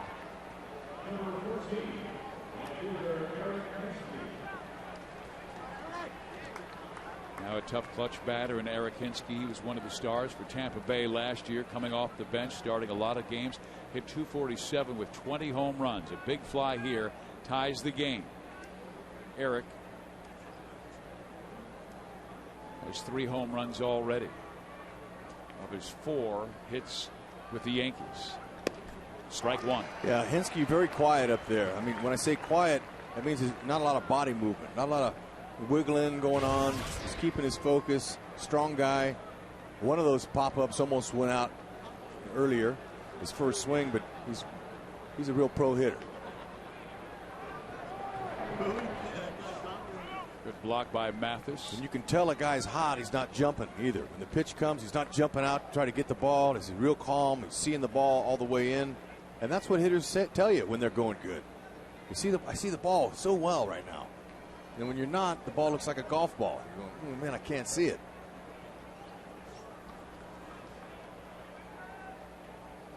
But see how comfortable Hensky is. He's got a nice, comfortable position. He's got a little slight knee bend. Very little movement. Good focus. Hands are in a good spot right there. 2-1. So there's not a whole lot of movement going on at all. He's just going to take his hands right from that spot, and he's so strong he just throws his hands. Eyes tell the hands where to go. Can't control the outcome of where the ball's going sometimes, but lately it's been over the fence with this guy.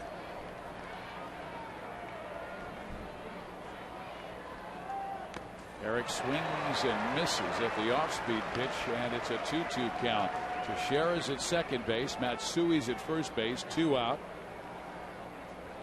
Hey, you fooled him with a little breaking ball up. Melky waiting.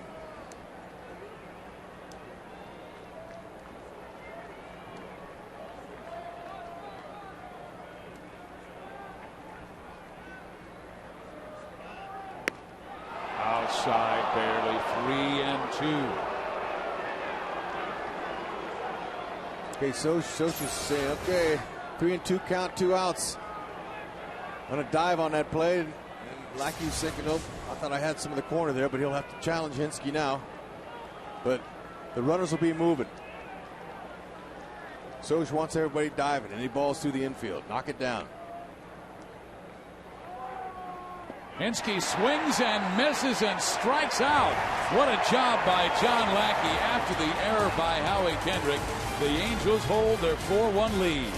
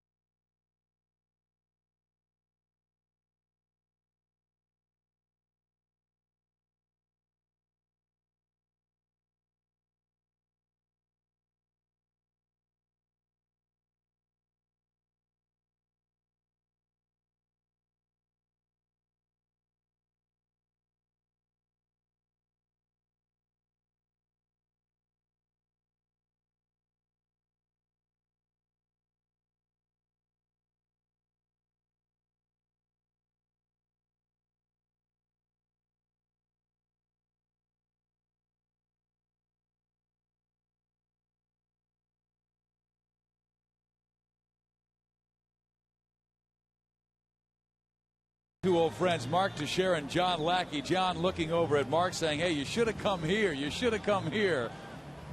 Hey, look, hey. And then he turned and smiled. I'm not sure exactly what he said to him, but it's beautiful. I could read the last word that came out of John's lips, but I won't repeat that one. But there was a little something going on there. It was fun. It was all in fun. I don't think it was anything an angry display there, but no, John has a great deal of respect for Mark, and the same Mark for John. But they'd love to have him. Teixeira, a great player who chose the Yankees over the Angels last year. Mark, of course, from Baltimore, grew up a Yankee fan. He has a family member that lives in New York. Our guy is hitting better. Kenny Morales is hitting 284. Teixeira's hitting 276. Now that's where we'll stop. We won't go to any of the other extra base numbers or anything like that. But Morales is holding his own. You kidding me? He's got 41 extra base hits. All right. How many has Tex got? Well, Tex, remember, missed. No, he didn't miss any time. 326 at bats to 299.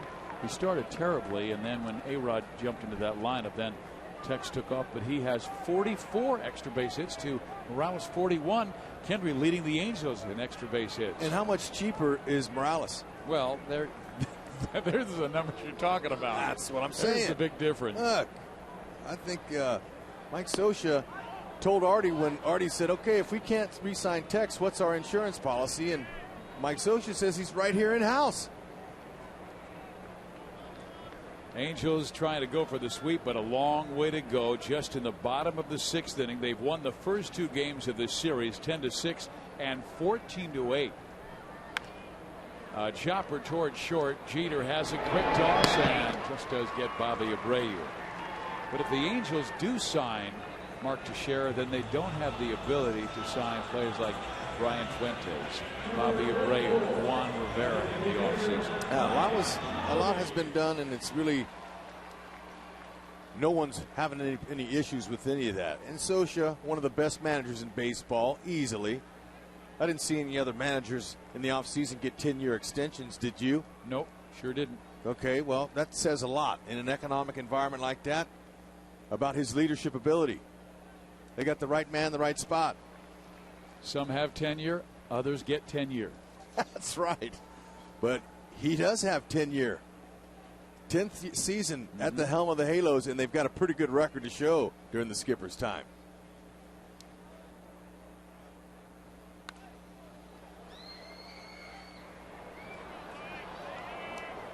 Mike Scioscia, Artie Moreno, Tony Regans, Bill Stoneman have all worked so well together in the past. And was that understanding that why not move forward with this when you know the success that you have in that clubhouse? A guy who's a natural leader. Right, stability is important, especially for players. You're trying to get players. You know, look at the other teams in the West. Oakland and Seattle. They have had a ton of managers. It seemed like they were changing managers every other year. Unstable. And there's something about having that guy in the clubhouse where the buck stops there. If you've got some whining and complaining, hey, the guy in that office isn't going anywhere, so and his doors, you better listen. Doors always open. Open door policy. Most managers have that, some don't. The ones that don't lack in communication with their guys, and that will hurt him at some point. But Scioscia has an open communication with all his guys. Mike Napoli with a 2-2 count. That's down the line. That is a fair ball. So Napoli just grooves it down the line, and he has himself a 2-base hit. Boy, that's a line hugger. No question. Napoli going good for his 13th double on the season. He'll take it. Now, third base umpire Mike Everett, he was straddling that line. He wasn't sure which hand to put out because it went right over the bag. Watch this. Right over the base. He goes up. I want to go foul. No, fair. He had to get out of the way. Right between the wickets, the Angels have a runner in scoring position with 1 out. Gary Matthews Jr. has struck out, walked, scored a run. You'd love those. I'll tell you, you see that ball out of the batter's box when you're a hitter, and you're not even out of the box yet. You see it, you know you got a double. Sweet. Angels playing so well despite not having Juan Rivera, Torrey Hunter, Vlad Guerrero, Matthews takes a swing and fouls it back, and he had a rip on a Sabathia heater. Coming into this series, Viz, the Angels had just announced they were putting Vladdy and Torrey on the DL. They had lost 2 out of 3 to the Rangers, and the Yankees were red hot on the road, just coming from sweeping the Twins in Minnesota. And I'm thinking to myself, Self, this is not going to be a good weekend for the Angels. But Self is wrong. Baseball's played and produced between the lines. I mean, it's all we can set you up on what's been going on before all that happens, all the stats, all the numbers, but until they actually play between the lines, you don't know. And the Angels have found success in their lineup from guys, unexpected guys. How about the 3-run home run by Eric Ibar? No one expected him to hook the pole down there. That was a big 3 points or runs that the Angels needed.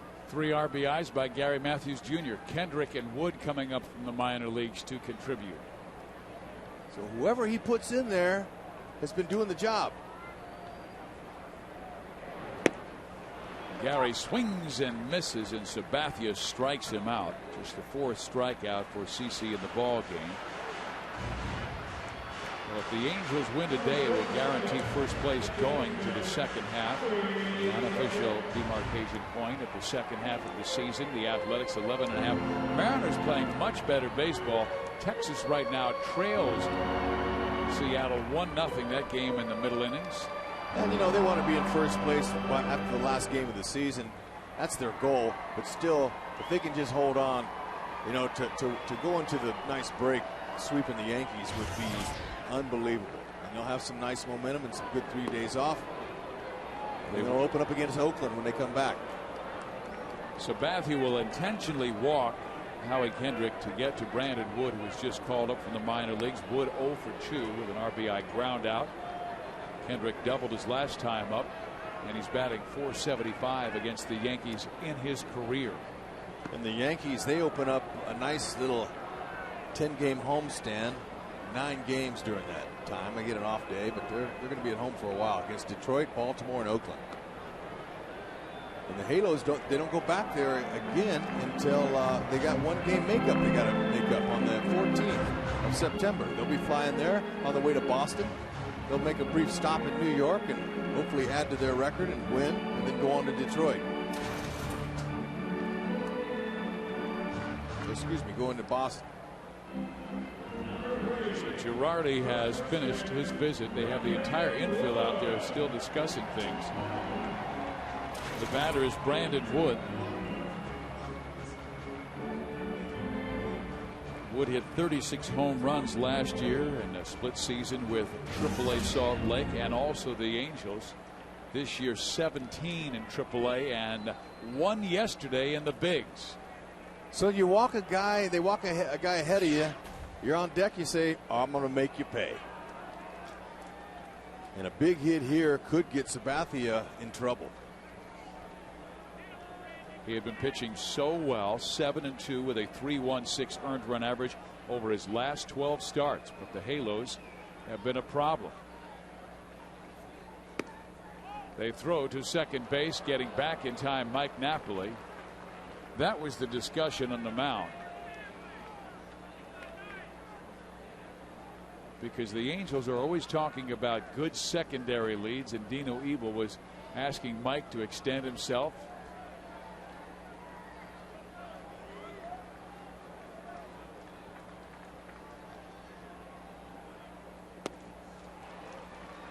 Ball 1 strike.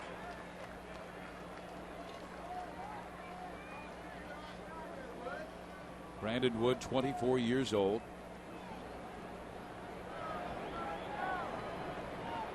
Out of Phoenix, Arizona, the Angels' former first-round pick out of high school. Lights it off, 1-2. He's got quick hands. Very quick. That home run he hit yesterday was a ball down and out over the plate, and he put a little lift on it to the opposite field. Check it out. Ooh, that ball's down. A lot of hitters, they'll roll over that if the pitch is low. But home run hitters, they find a way to lift that pitch and get it into the stands. Sabathia has struck out 4 today. And now time call as Jose and CC want to be on the same page, not only with selection but location, where they want to get Wood out. Well, you know, 2 strikes on him. They really need a punch out to get out of it. But if somehow Brandon can get some good wood on it, he'll be in trouble. He's thrown a total of 88 pitches. Had that rough 4th inning where he threw 26 and gave up 4 runs. Just barely missing. The count is now 2 balls and 2 strikes. Oh, nice hook there. Perfect spot. Wood took it, hoping he wasn't getting called out. Must have missed the plate somewhere, but man, that was a good breaker. I thought it caught the heart of the plate. I did too. Wood's got another chance though.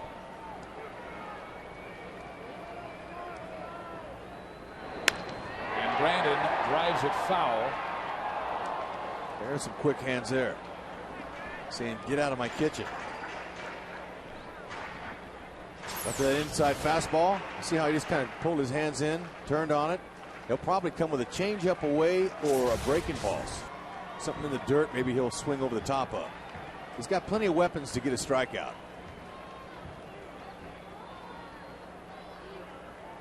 Velocity's good today. Wood swings and misses and strikes out. A pair of Ks in the inning for Sabathia. Angels hold their 4-1 lead.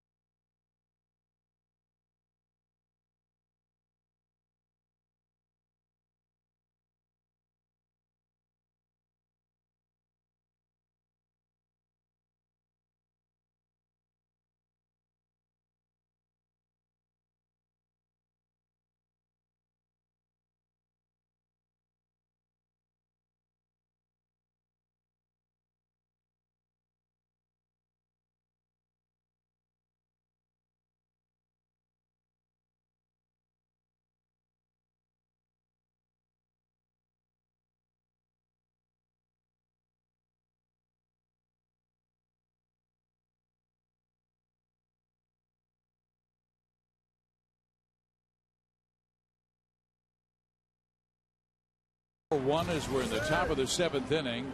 Some defensive changes for the Angels. They're going with Henry Morales at first base and also bringing in Reggie Willits to play for Rob Quinlan in left field. We have not been told where they will hit in the order because Quinlan's spot would have been next.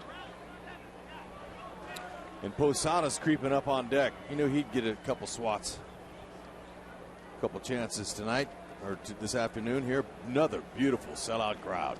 I'm guessing that Morales will be hitting 8th and Willits in the 7th spot, because then Kendry would be hitting in the top of the the bottom of the 7th inning. Melky is walked and grounded out, and he swings and misses, and it's 0-2. Big John Lackey looking really good. Good change up there after the inside fastball.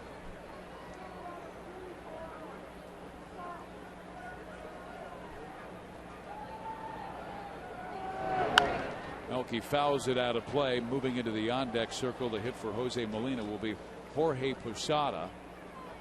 Molina got 2 starts over Posada, mainly because of the Angels' ability to run the bases and Molina's ability to control their running.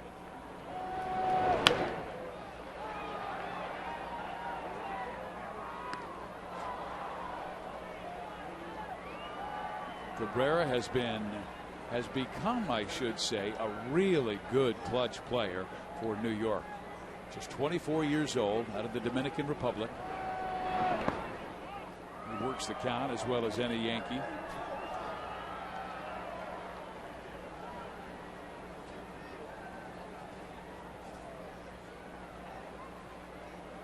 John has now thrown 91 total pitches. Side 2-2. 6 now in this duel between himself and Melky Cabrera. Cabrera, then Posada, then Brett Gardner here in the 7th inning.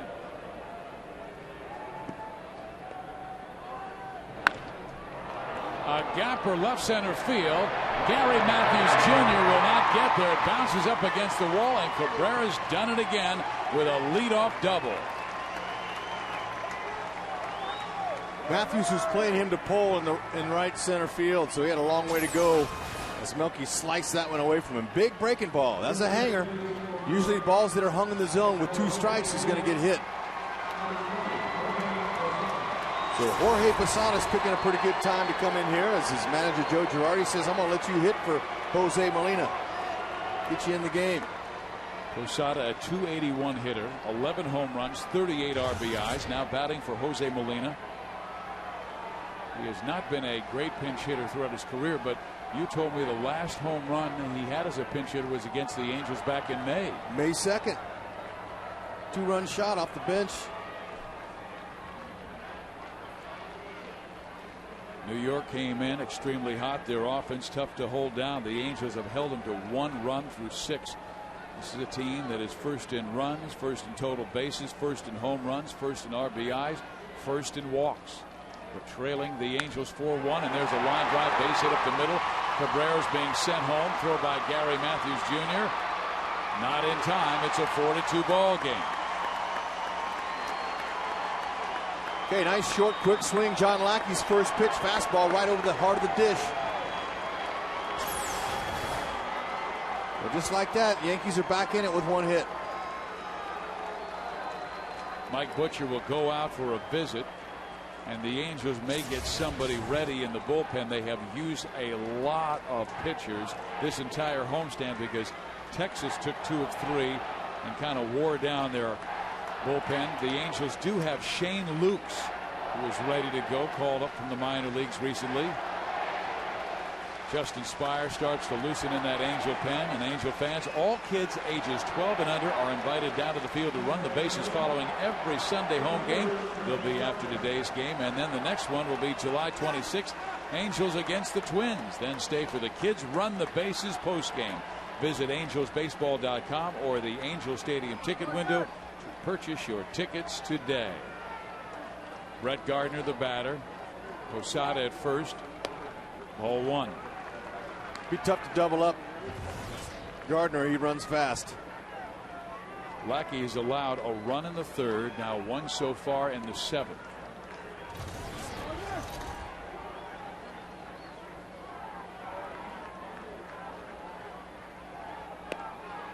Strike in there. It's a 1-1 count. But we've seen Ichiro Suzuki ground into double plays. Gardner could too, I guess. We saw Figgins ground into a double play earlier today. Only the 2nd time he's done that this season. Gardner hits it sharply. Morales has it and throws it in the outfield. So the Angels defense backfiring on them today. Oh yeah, you can't get 2 unless you get 1. Esteuras, that ball was hit so hard. Esteuras, the shortstop, he had to get right to the bag, and so he was focusing on getting there, and the throw was off a little bit. Morales just winds up and throws, and Morales' throw wasn't that bad, although Esteuras' feet were kind of tangled trying to get to the base. So call it what you want. It's an error on Morales. It could have been a 3-6-3 double play. Instead, 2 on, still nobody out. Tying runs on, and Derek Jeter coming up. He has 15 hits in his last 35 at bats. Okay, Howie Kendrick miscued earlier in the game. It didn't hurt John. They got out of the inning. Yanks couldn't capitalize. Didn't go.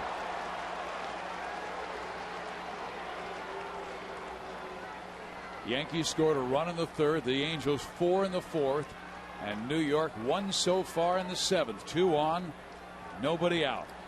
See if John can pick up Morales and come through. Jeter has grounded into 10 double plays this year.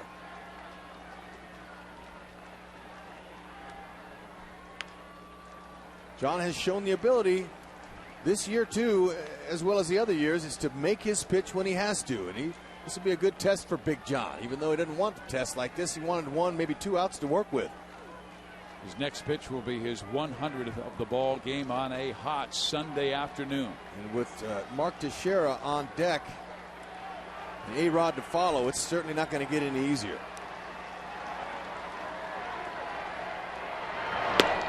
In there, 1 and 2. Jeter objects to the call.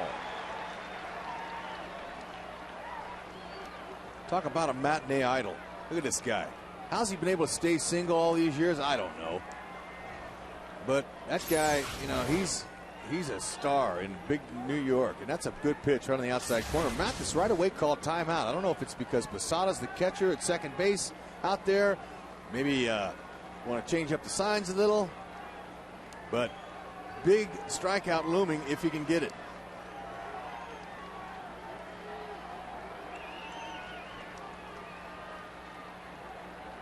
I mean, the fans, whenever Derek's on deck, any ballpark he goes to, he always turns around. They take pictures of him. And I said, hey, don't the flashes ever get in your eye? I mean, are you worried about that? He goes, Hud, it's all about the people.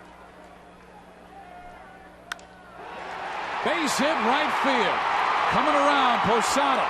They're holding him. The bases will be loaded with nobody out. You can almost write that in the book before it happened, because Jeter is just a machine. That's a second base hit on an identical pitch and identical swing. Inside out. Inside out. Now we'll see if John Lackey can get out of a big jam. Good stroke. Heart of the plate, man. He pounded that. The bases are loaded for New York. They've got Posada at third base, Gardner at second, Jeter first base. Gardner's speed, if a single is struck, it likely will be a tie game.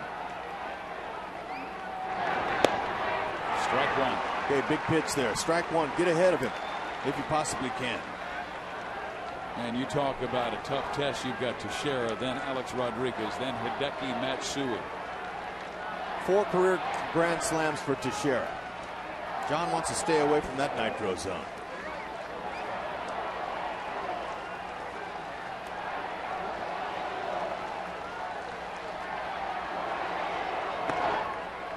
Outside, 1 ball, 1 strike. Yankees have hit just 1 this year. That's it. Angels the only team left in the American League that has not hit a grand slam.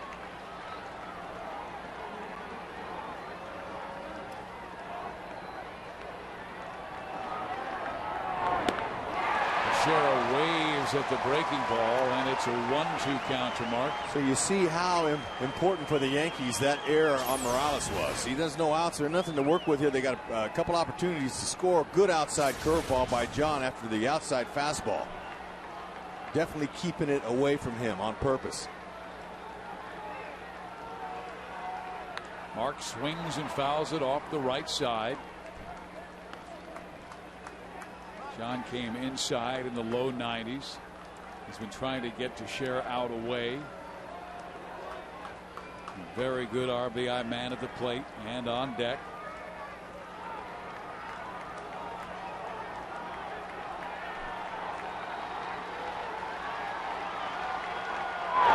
Teixeira checks the swing. They appeal. He did not go. And the count is now even at 2 balls and 2 strikes. Mathis smothers it. Automatically, thumbs go out. Spread those knees wide. Got to have good loose groin muscles there on the inside of your legs. Be able to spread them out like that with no injury. These guys are tough. Teixeira singled up the middle last time up against the shift. Outside, it's full 3-2 and no place to put Mark. Okay, he's got to execute. You see Posada's at third, Gardner's at second, Jeter's at first. He's got to execute a pitch here now. I wouldn't expect it to be a fastball. Maybe that outside curveball he got a call strike 2 on. Fans coming up. Big part of the game for the Halos.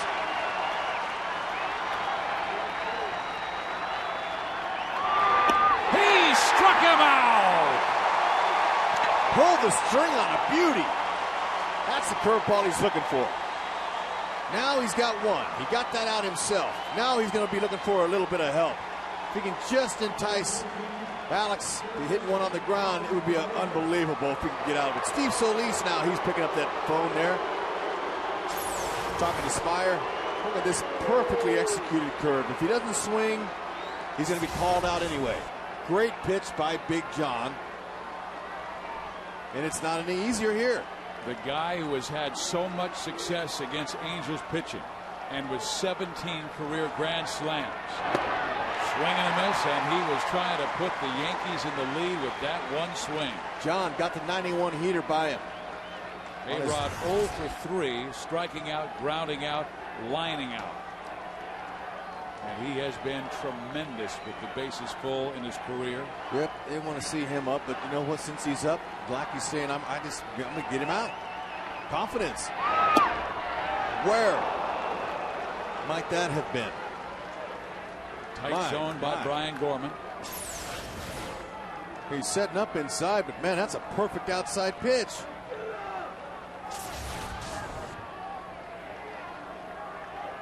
Must have been away.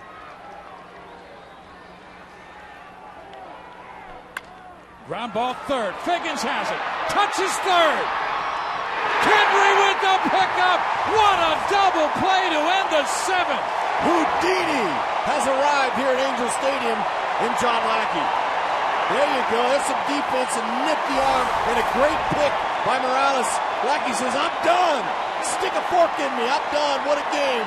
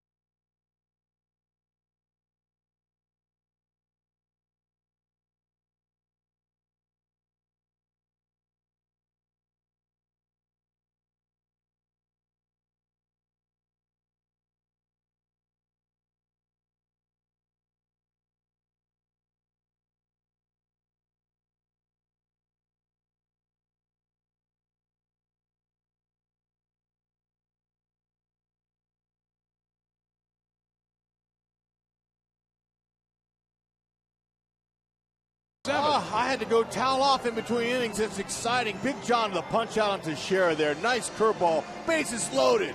Figgins picks it. I didn't think he could. That ball might have taken a bad hop. Now watch the guy who made the error, Morales, with a great pickup, and the fans went crazy.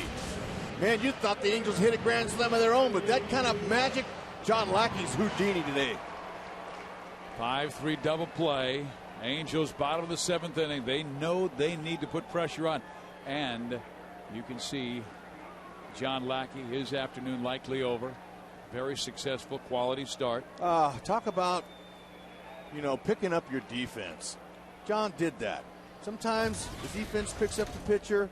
The offense picks up, the pitcher. But to see John pick up his infielders like that and executing a nice double play ball to the third of the game for Lackey has been just perfect. Couldn't have scripted it any better. Reggie Willits will lead off, and not Kendry Morales. Morales in the 7th spot, which means he'll hit 9th now because of where they are in the order. They're at the 8th spot with Willits, Mathis, and then Sean Figgins.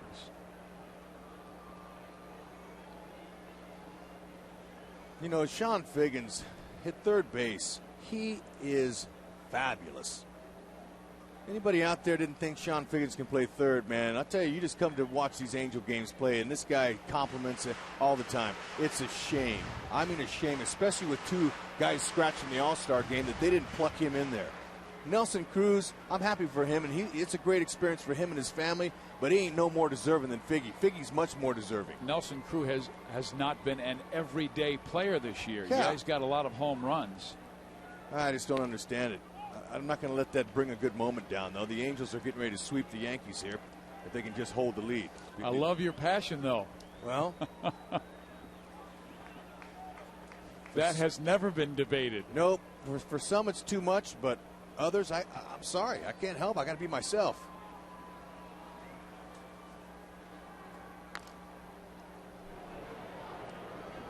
Willits trying to punch one to right field. He has a 2-2 count.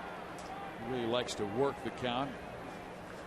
When he was a rookie and came up, he had the moniker of 3-2 Willits because it seemed like the count was 3-2 every single time up. Well, he does a lot of the little things for Scioscia.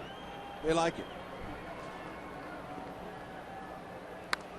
Reggie had a great year as a rookie, hitting .293 in 2007 and scored 74 runs and stole 27 bases, but then was more of a bench player last year, and his batting average under 200.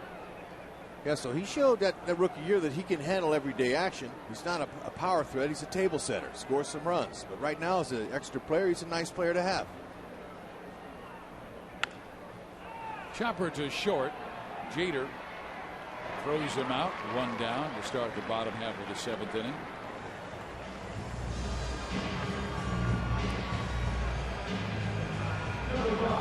So Sabathia is now for 98 pitches. This could be his final inning. He's a big, strong guy that we've seen go 100 to 125 pitches in the past. He'll now face Jeff Mathis. Mathis has walked and lined out. Swung at the first pitch he saw from CC in the 5th and lined out to the shortstop, Derek Jeter. Boy, you escape a bases-loaded jam with no outs against the Yankees. That's saying something. Back our way and just off to the left. I was ready to die for it. No, you weren't. Why you want to tell the fans that, man? Because you know it's tough to catch a ball, man. They're all down there waiting for you to throw the ball back to them, Hud. That's my ball. I know it's yours, but the fans wanted it. Mathis swings and misses. This will give you an indication of how far that foul ball was from us. Comes right up. I was leaning for it, but out of play. Mathis wants to lean on one like he did his last time up. He hit a scorcher right on the screws. Hit it right to Jeter. Swing and a miss, and down goes Jeff. But I will say this, because the Angels won the first 2 games of this series. They've won the series, and that means the Orange County Fire Department Engine 58 will receive a New York cheesecake from the New York Fire Department Engine 58 for the Angels winning the series from the Yanks. So enjoy that cheesecake, fellas.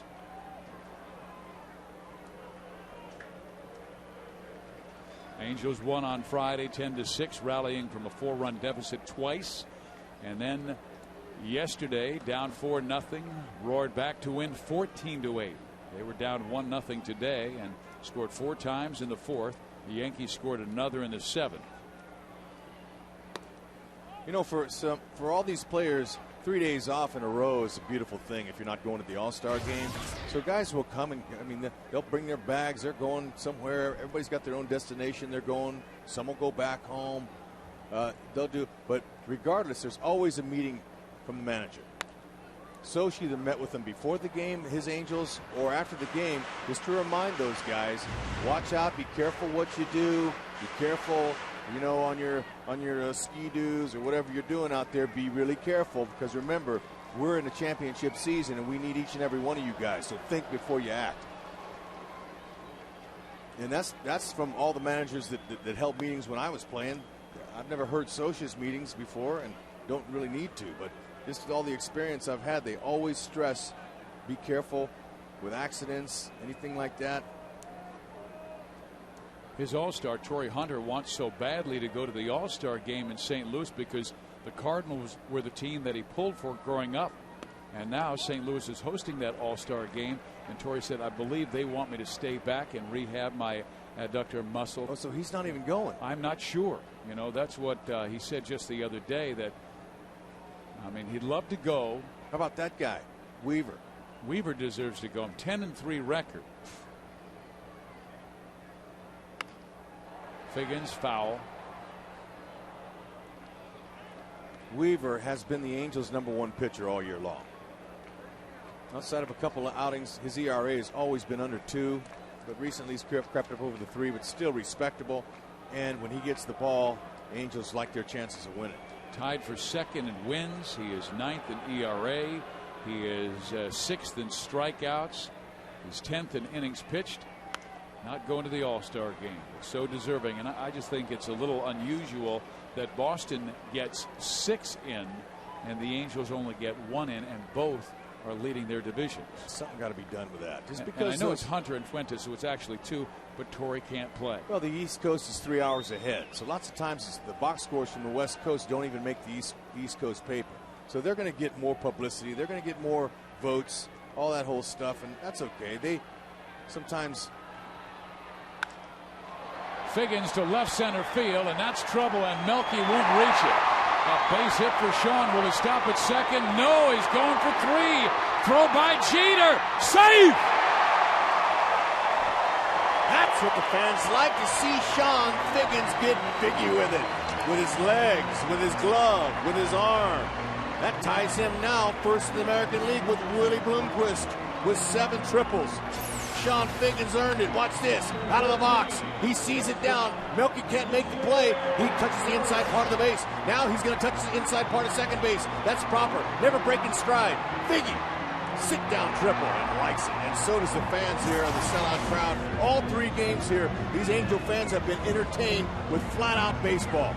Track meet will break out. We've seen the track meet, and man, they're not stopping. Pedal to the metal. Man, I love it when you call it triple and you analyze it. It sounds like a horse race, and the horse was named Sit Down Triple. That's right, Biggie. That's the winning horse. Now there's a guy who grew up right here in Tustin, Orange County. Phil Hughes. Yep, he's getting loose. Foothill High School. Batter is the tough Mysurus Turris. He's always been clutch throughout his career, and you just wonder if they'll maybe work around Mysur, not give him anything good to hit, because a left-hander, Bobby Abreu's on deck. Although Bobby's no day at the beach with a couple of hits and a 58th RBI.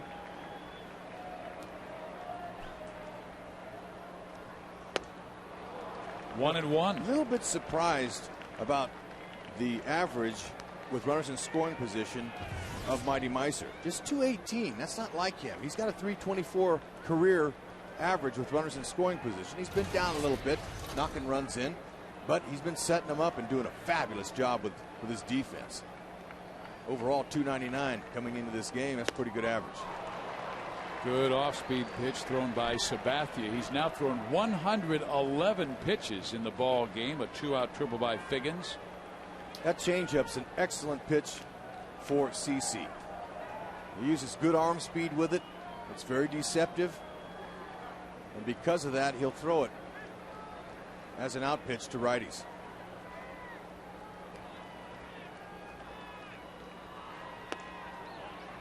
Again, he teases him away.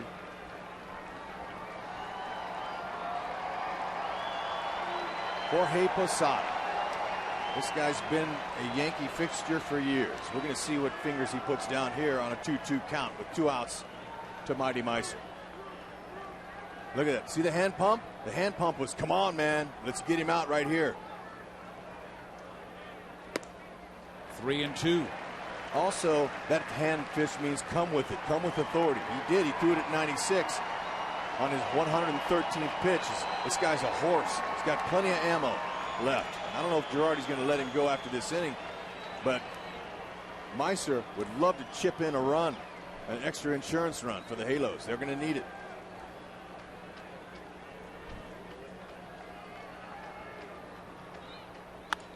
He punches one to right center. That will drop, and the Angels go up 5-2. There's your mistake. You have a good at-bat like that. You hit the fastball. Girardi shaking his head saying, should I go get him? Yep, he's going to go get him. Good job, CC. But Angels just touched you a little bit today. Still look good, my man, but the Angels are flying high. After New York scored a run in the top of the 7th, the Angels roar back with a run in the bottom of the 7th.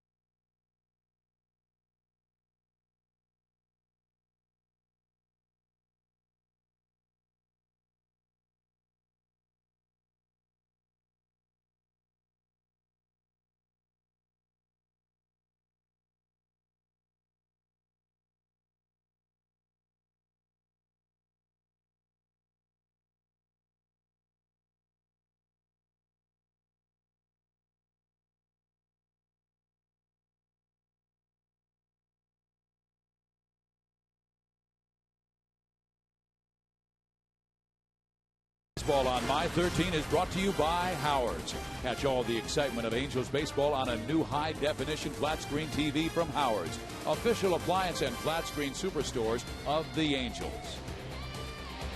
Plenty of drama at the Big A all 3 games as the Angels have come from behind in the first 2 to win, and they have come from behind to take a 5-2 lead over the New York Yankees. New York led 1-0. Angels scored 4 in the 4th. And then 1 for New York in the 7th, and the Angels have scored 1 so far in the 7th. Phil Hughes, the pitcher out of Foothill High School in Santa Ana, comes out of the bullpen. He has pitched well. And you know, CC, his numbers weren't too bad. You see those? Well, those 5 earned runs, he might think's a little bit too much for him. He had 6 punch outs, just walked 3. John Lackey gave up 2 runs in 7 innings. But Phil Hughes, he's continuing to develop. He hasn't reached his ceiling yet. Okay, he's been interrupted by some premature exposure to the major leagues last year. They kind of let him pitch early when he wasn't really developed. That was a front office move, and it kind of backfired a little bit on him. Young prospect. He's a middle of the rotation type of pitcher. He's got the stuff in the arm to be productive as a starter. Well, he owns a 106 earned run average in 12 relief appearances this year since moving into that 8th inning and role, and he's not allowed a run in his last 10 outings. His stuff has always been good. Great size and leverage at 6'5", 240. Yeah, he's got a Josh Beckett type curveball. It's a big bender. He's got a cut fastball and a fastball he'll use in on lefties. Former Yankee Bobby Abreu at the plate. Pitch out, and Asturias was not going. The Angels ran a lot on Jorge Posada. It's one reason that Joe Girardi started Jose Molina in games 1 and 3 of this series. But then he brought Posada in. He needs his bat. And he got a pinch hit single, knocked in a run.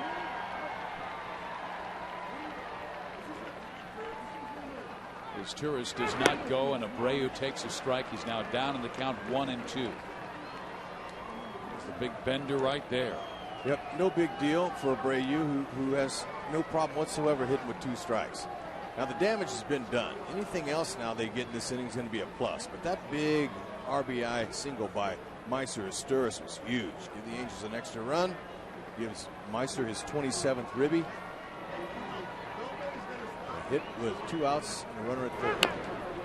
Slow comebacker. Hughes will take it in time, and the inning is over. But the Angels get a triple by Figgins, a single by Asturias, and take a 5-2 lead.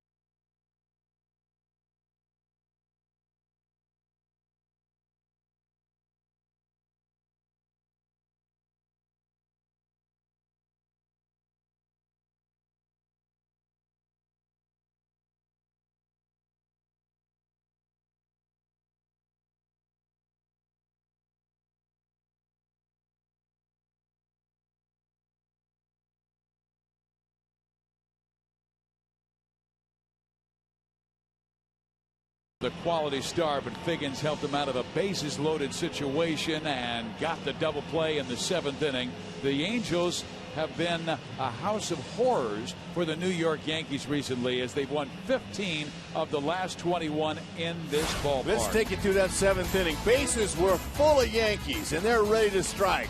Big John strikes out to Sherrill with a nice curveball. Now there's 1 out. A-Rod, tough pick here. Look at the pick by Figgins. And they're throwing another. Pick's coming. A dig by Morales. Pitch, pick, and pick. And Figgins is loving it. The crowd. He turns around and he points to Morales saying, "Hey, K-Mo, that was a beautiful pick for me, man. Way to make a highlight reel. That was sweet." And on a beautiful day here at the Big A.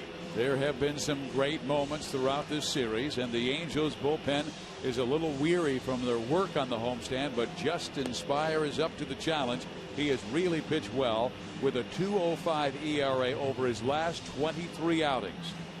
And left-handers at 278 off of him, right-handers 174. The first batter will face a lefty in Matsui, a lefty in Cano, a lefty in Hinske.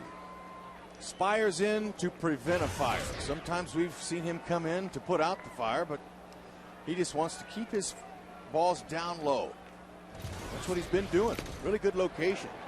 Matsui with a pair of walks. He also reached on an error, on base all 3 times.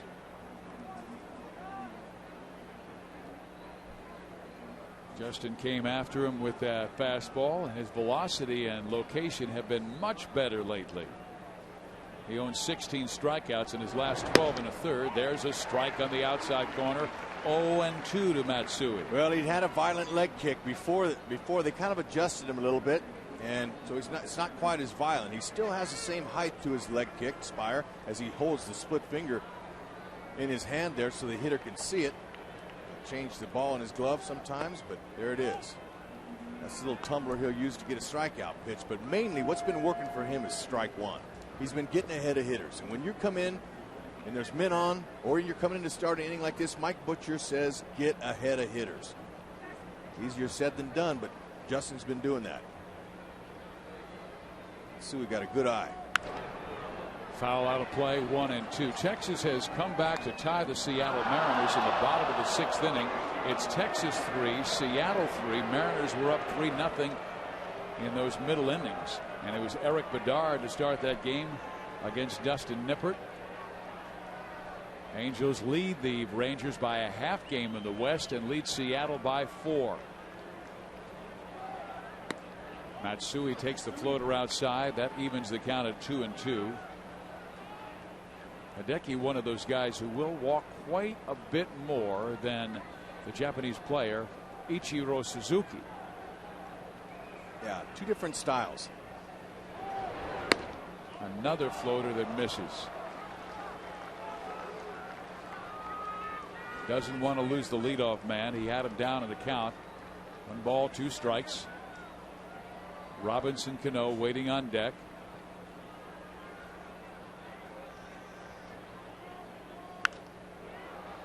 But he's getting a lot of late life on his sinker. It's moving away from the lefties pretty well. And he's been staying on the outer half against Matsui because Matsui loves to pull for his power. The next pitch between Spire and Matsui will be the 8th.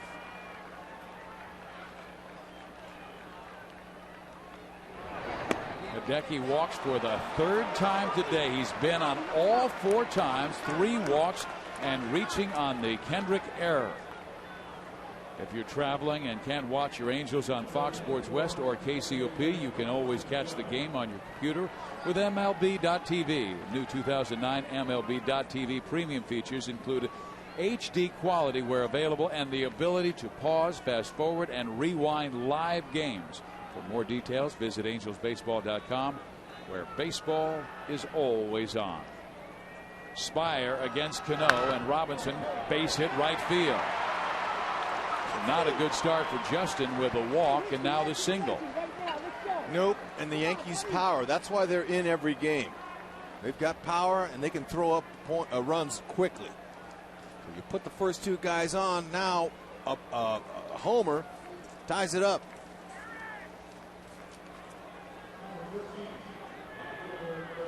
But just keep the ball down and utilize your infielders. Maybe they'll turn the 4th double play for Angels in the game today. They've had the help there of some well-pitched balls that were hit low right at guys. The Angels bullpen has been pitching much better. And since June 12th, the span in which the Angels have gone 19-8, the bullpen is a big part of that. They're 7-1 with 11 saves and a 3.3 earned run average. But Spire needs to make a big pitch here against a lefty, Eric Hinsky, who has popped up, flied out, and struck out.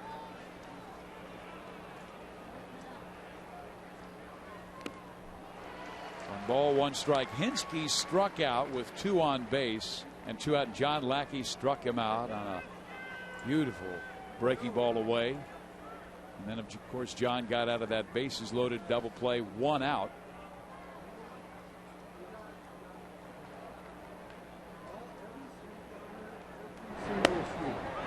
In there, 1-2. Hinsky does not like the call at all. And I'll be honest with you, Gorman has had a rather tight zone. Good movement. See how that ball catches a little bit of that plate. Hinsky thought it was away. That's where you want to stay on him. If he tries to pull it, he's going to ground it. Well, he grounds that one into the Yankees dugout, and then it bounds out near Henry Morales at first base. Yankees with 2 runs on 7 hits. They've left 8 runners. The Angels 5-9-2-4. Darren Oliver starting to warm up in the Angels bullpen. Oliver's been used a lot on his homestand. That's why Mike Scioscia tried to stay away from Darren, even though there were 3 lefties to start this inning, and then the switch hitter Melky Cabrera. He's waiting on deck.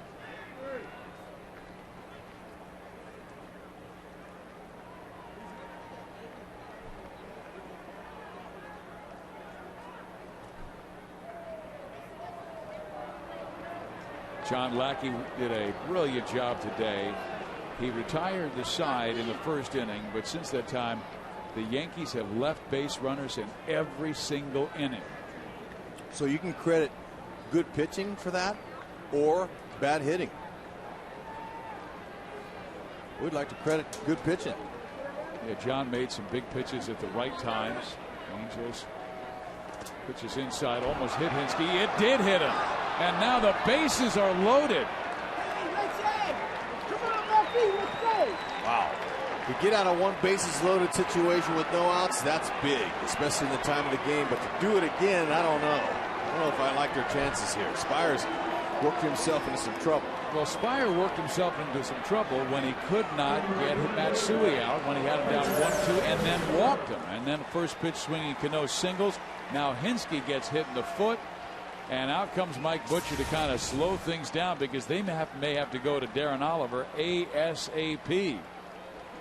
Tying runs are on. Well, one thing about today, as hot as it is, it won't take Oliver long to get loose. Matt Palmer with Darren Oliver. You've got the switch hitting Cabrera, the switch hitting Posada, then Brett Gardner to follow.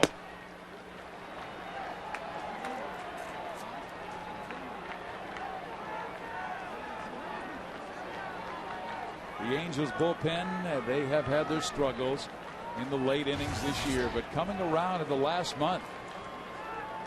Now asking Spire to at least cool the fires that New York has started here in the 8th. And Melky Cabrera, a dangerous batter. He's one of the best hitters in the American League in close and late situations. That's 7th inning and beyond, hitting .375.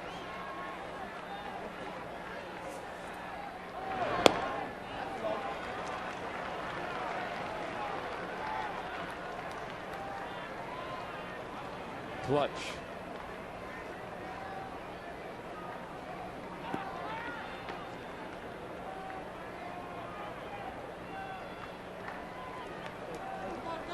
His keeper down.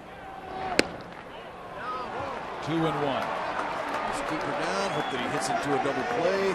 That would be the best case scenario. Of course, triple play would, but the way they're going, the Angels, you never know.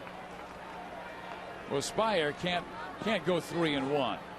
He's got to find a strike zone, and Melky lines it over the shortstop's head. That will score Matsui. They will hold the runner. Bases stay loaded. A run home, making it a 5-3 ball game. Here come the Yanks. Well, the Angels helping him out with a walk and a hit batter. That's the challenge for Spire. He had thrown so well coming into this game, but very wild in this one, so Mike Scioscia will make the change. Wants Darren Oliver. We'll be right back.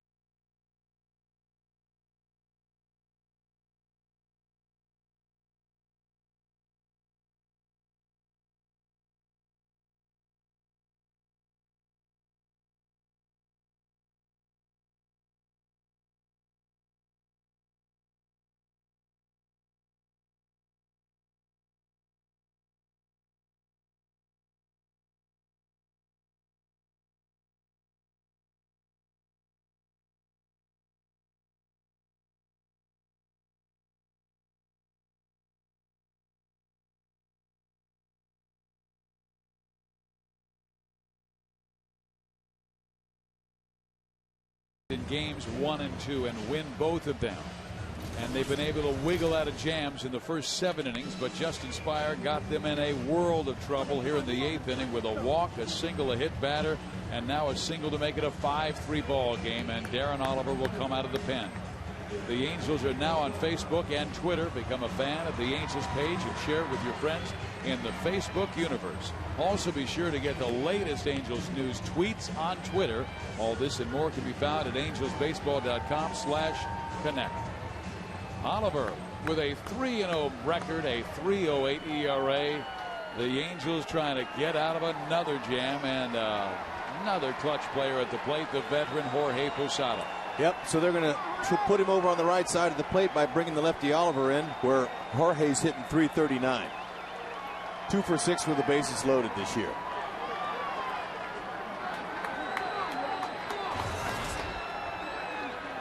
Top of the 8th inning. Cano is at third, Hinsky second, Cabrera first. Jorge swinging at the first pitch, strike one. Hey, Ollie's got a couple different breaking balls. He's going to throw one. That's a big one. He'll take a little off and has a bigger arc to it. The other one's almost like a slider. It's a little tighter and a 2-seam fastball. Occasionally, he'll throw a changeup in there, but he's been pretty good when he gets in there and gets ahead.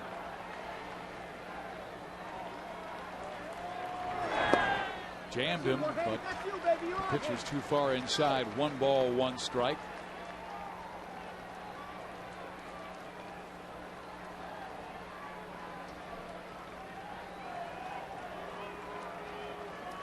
He came off the bench and singled a drive and a run back in the 7th inning. He's a good hitter. Likes to swing from the right side.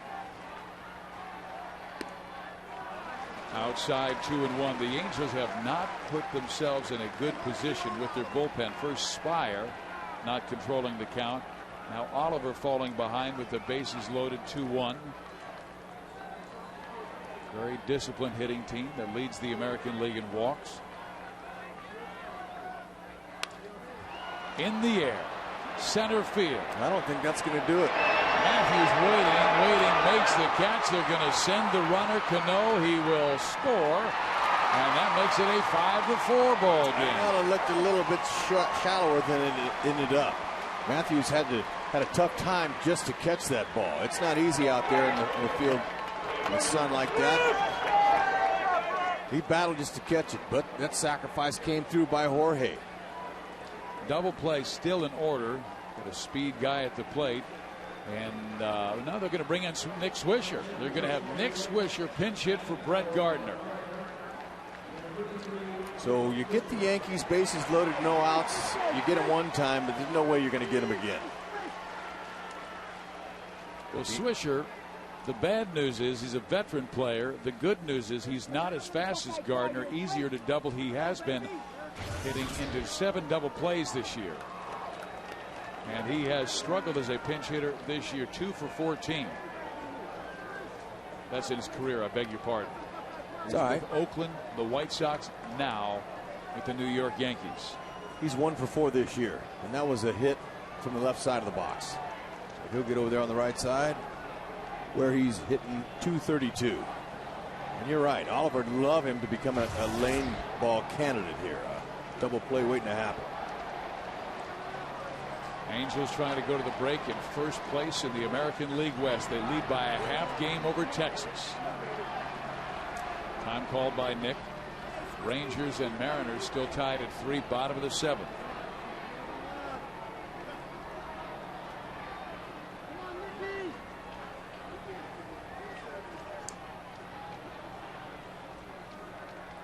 Swisher with very good power, hit 24 home runs last year for Chicago. And takes a strike here. Yeah. This year Nick has hit 14. Nice little fastball to get ahead of him on the inner half. Slow curves, fastballs down low is what Oliver wants here. Swisher, he wants a wheelhouse ball, right belt high.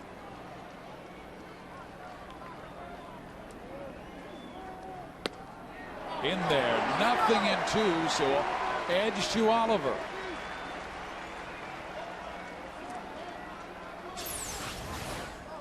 Nice curveball for strike two. That's a beauty.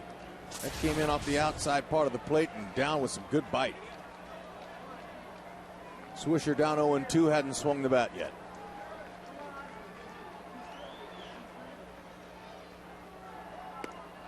Just outside, and Nick turned his head all the way to the umpire to hope that Brian Gorman would not call him out on strikes. Wow, must have been off the plate. Now he just probably got himself another breaking ball coming.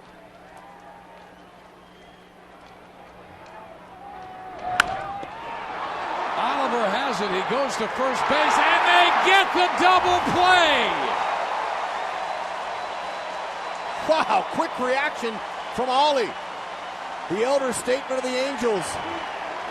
Double play, that'll help.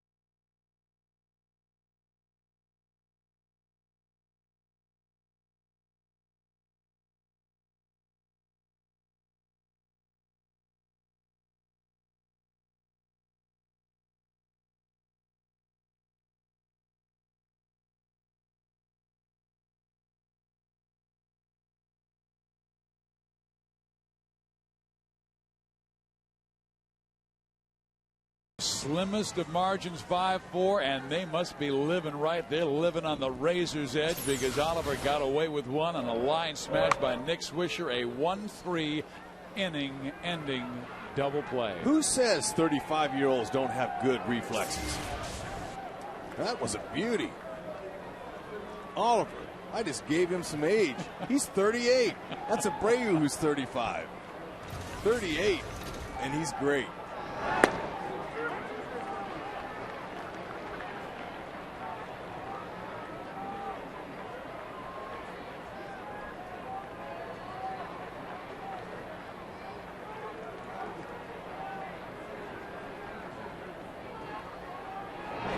Mike Napoli slugs it down the right field line. It is slicing going foul, and the count goes 0-2. Phil Hughes on the hill, replacing CC Sabathia, who gave up 5 runs in 6 2/3. Lackey gave up 2 runs in 7, still in line to win the ball game, but the Angels pen must cool off New York, and Brian Fuentes likely will have to face Derek Jeter, Mark Teixeira, and Alex Rodriguez. Ooh my, that's in the top of the 9th.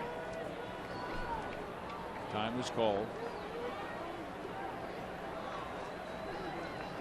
Brian heading to the All-Star game, a man who leads the major leagues in saves with 25, warming up. Remember we talked about that big run that Meister Asturis knocked in back in the 7th inning? Huge. Napoli swings and misses on a high heater, and Hughes strikes him out. So won't you know that Fuentes will have the meat of the Yankee order to have to get out. Jeter, Teixeira, A-Rod, Matsui. Good luck to you. Tough outs. You mentioned that, but still, that's the game. It's beautiful. Gary Matthews Jr. up. He has struck out twice and walked and scored a run. Good fastball hitter. So he throws him a first pitch curveball, strike one. Hughes with a nice free and easy delivery. Matthews got his 1,000th hit on Friday in the second inning off Jabba Chamberlain. Good fastball pitcher. Well, you'll see Hughes back in that rotation sometime, maybe next year. They might put him in there. They could this year, depending on what happens and their injuries and stuff. But this guy, he's got a nice future ahead of him. Tough, got good breaking ball.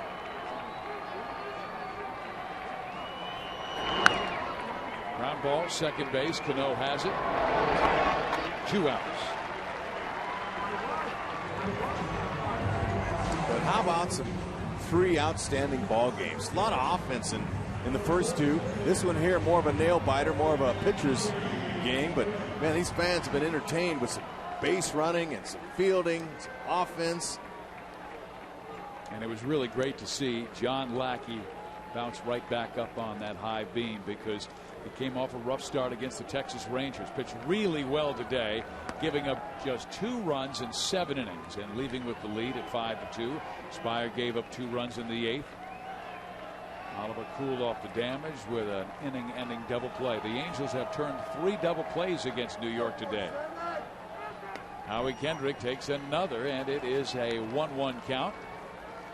Big 77-mile-an-hour breaking ball.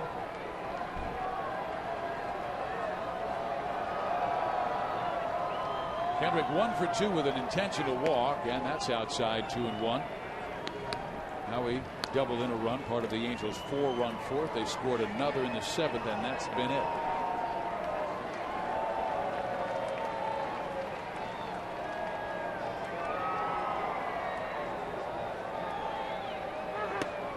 Three and 1.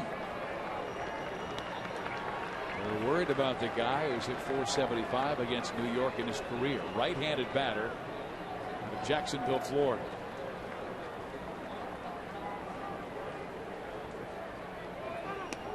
All 4, so Howie works the 2-out walk. And you wonder if Mike Scioscia would send Kendrick early in the count for Brandon Wood, or Kendrick Morales. Well, he might just say, you know, with 2 outs, the way Morales hits home runs, we might just let him swing away and not try to. If Howie gets thrown out, then you never know what Morales could have done.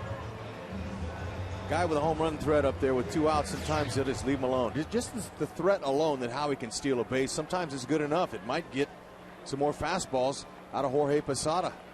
Jorge will call him because he knows that pitch gets it home quickly, gives him a chance to throw out runners. Morales tied the game on Friday with a tremendous home run over 420 feet to dead center field. Absolutely crushed the pitch from the starting pitcher Jabba Chamberlain. Angels win on the win, 10-6 on Friday. First base runner allowed by Phil Hughes, so he'll be pitching from the stretch here. Pitching coach Dave Island went out to talk to Phil Hughes a little bit about probably just leave the base runner alone. Don't worry about the base runner. Just focus on this hitter. They throw over, thinking the Angels might be going, and Kendrick does have good speed. Howie has stolen 7 bases this year. He's been thrown out 3 times, including once yesterday.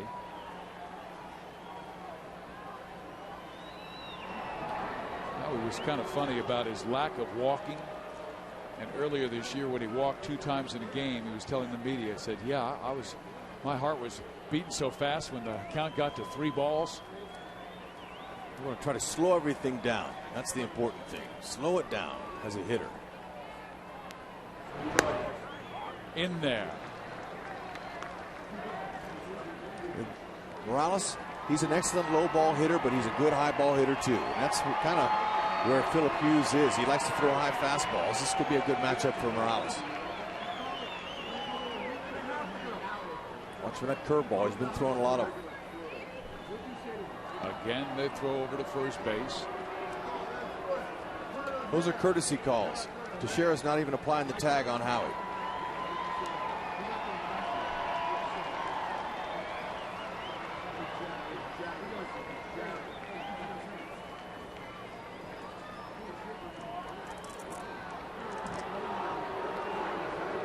Girardi appears like he is sure the Angels will run. He has the opportunity to pitch out with a count 0-1 on Morales.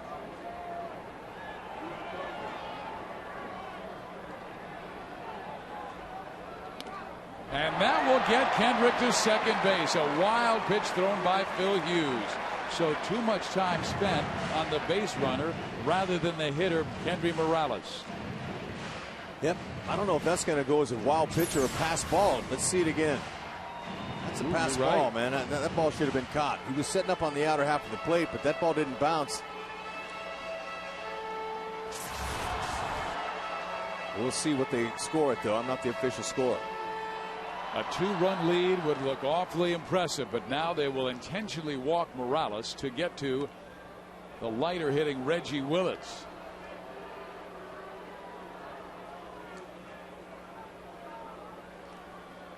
The Angels still could change up and bring on Juan Rivera, but then they would lose an outfielder. And they want Willits' defense in there when the Angels are in the field in the bottom of the 9th inning. Now, Willits, he's good for this situation here. He's not a home run hitter or even barely a doubles hitter. He's strictly singles. He might hit a double occasionally, but you know, all he needs is a single to score Howie Kendrick, wreck second base. You talk a lot about if you are in an RBI situation, you've got to be aggressive. They've got a runner at second base. Getting a 2-run lead awfully important. Reggie a lot of times looks and works the count, works the walk. What should his philosophy be? He's a run producer right here. He's up here right now to knock in a run. Be ready at first pitch. He takes first pitch, fastball, ball 1. 2-on. Willits has never hit a big league home run.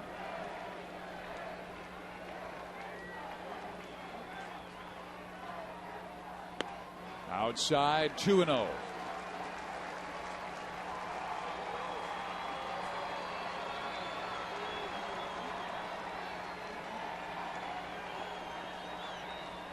Shallow and left is Nick Swisher. In there. 2 balls and 1 strike. That's a perfect pitch for him to serve that ball to left field. Still, you want to be able to get yourself a good pitch that you can handle, and he's worked that count. 2-1. Mathis on deck.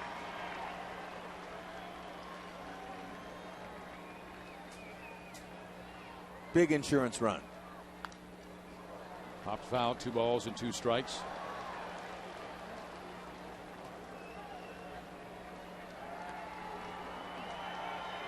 Hughes was able to get the first 2 batters out in this 8th inning, striking out Mike Napoli swinging, getting Gary Matthews Jr. out on a ground out, but a walk to Kendrick, then the intentional walk following a pass ball to Posada. 2 on, 2 out. Reggie takes high, 3-2. So now the runners will be moving. They'll be moving. Let's see. But I tell you, Reggie wants to swing the bat. Don't want to be called out looking, trying to eyeball a pitch. It's not like Babe Ruth on deck. No offense to Mathis. But he needs to look to hit here.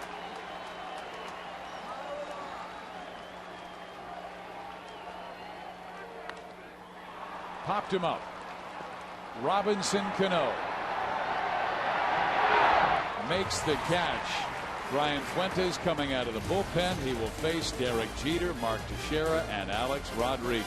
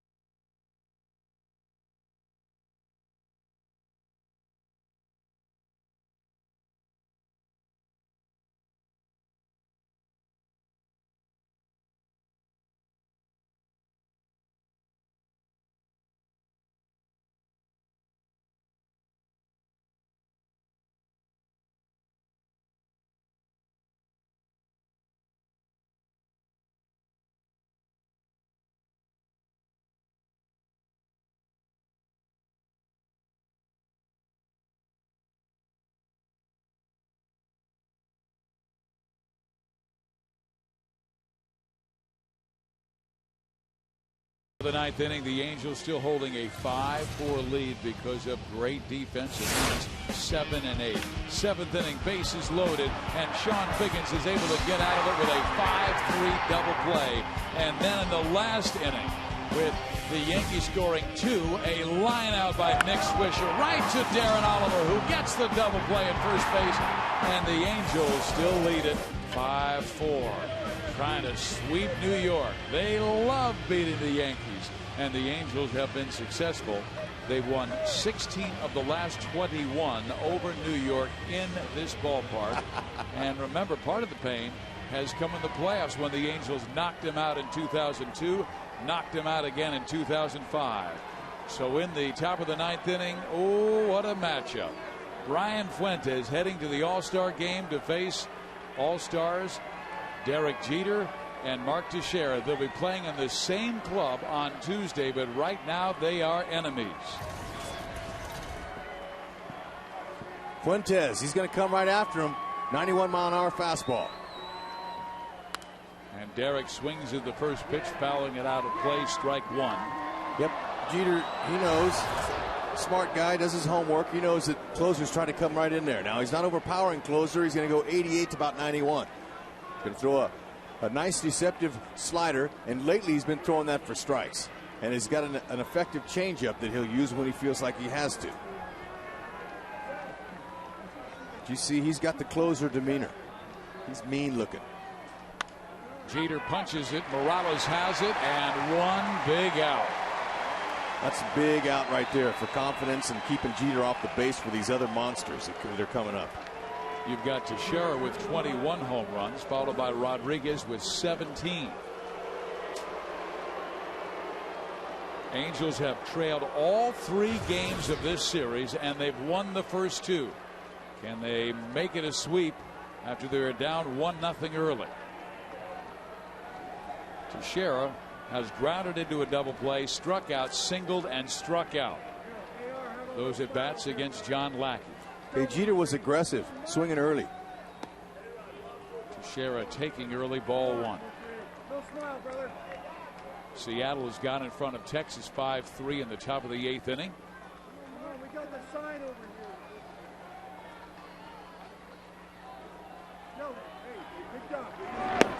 In there, 1-1. So the Angels have already done their job by taking the series, but they want the sweep to head into the break. Jeter doesn't want to go easily. Walked off the field shaking his head saying, man, these guys are tough. Come on, look at this. A swing and a miss. Teixeira down in the count, 1-2. That quote by Andy Pettit after yesterday's Angel win. The Angels just put the pressure on you. They don't strike out and they don't quit. Angels need a little fortune today because they have not defended that well, putting themselves in several jams. The 1-2. Teixeira takes high. 2 balls, 2 strikes.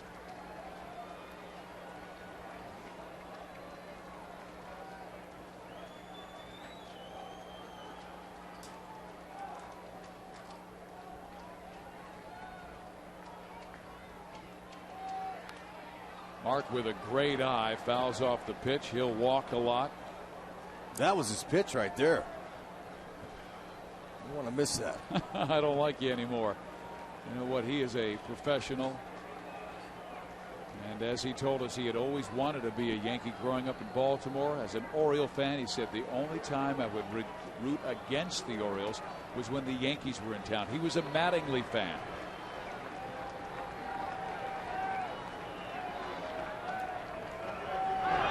Teixeira again fouls it back.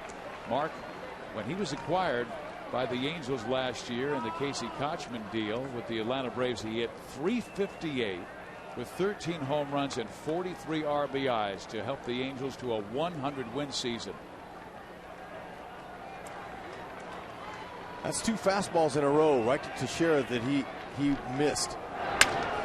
Hits that one well. And in comes Reggie Willis, but it's Gary Matthews Jr. to pull it off. I thought that might reach the gap, but Gary got a good break. And there's 2 outs now in the 9th inning. Hit it off the end of his bat. Thought it might drop in between them. Matthews immediately broke in towards left center.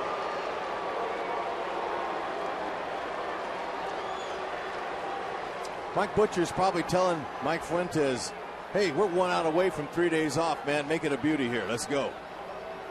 It will not be easy as he's facing the man who's 10th all-time in home runs struck with 570. And 65 of those have come against the Angels. But today the Angels have been able to get Alex 4 times, including the most important. John Lackey got him to hit into a 5-3 double play with the bases loaded in the 7th inning.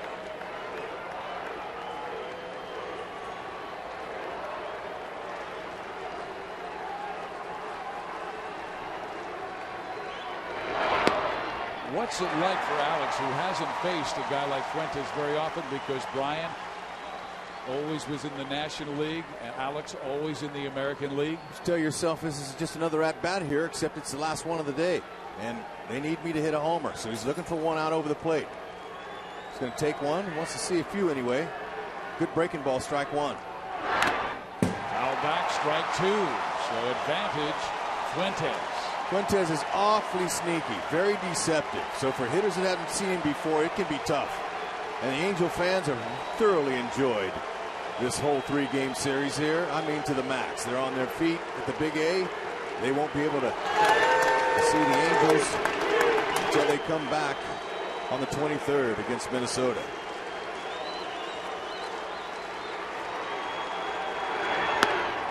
That's high. That's exactly where Mathis wanted it. Let's give Mathis some credit for calling a great game today for all these pitchers. Solid job. The Yankees have stranded 9, and Jeff Mathis has gotten them out of several tough jams by calling the right pitch at the right time. The 1-2 outside, 2 balls and 2 strikes. There was the changeup. That's a good one. 75 miles an hour, quite a difference in contrast in speeds. A-Rod has that tremendous ability to show power right center. Hit a home run yesterday to right center field on a pitch away from him. The 2-2. Swung on and missed. The Angels sweep the Yankees. Light up the halo. No problem for Fuentes. That's outstanding. And he just goes right at guys. He's not intimidated one bit. Closer mentality. No course to follow. Big John Lackey with an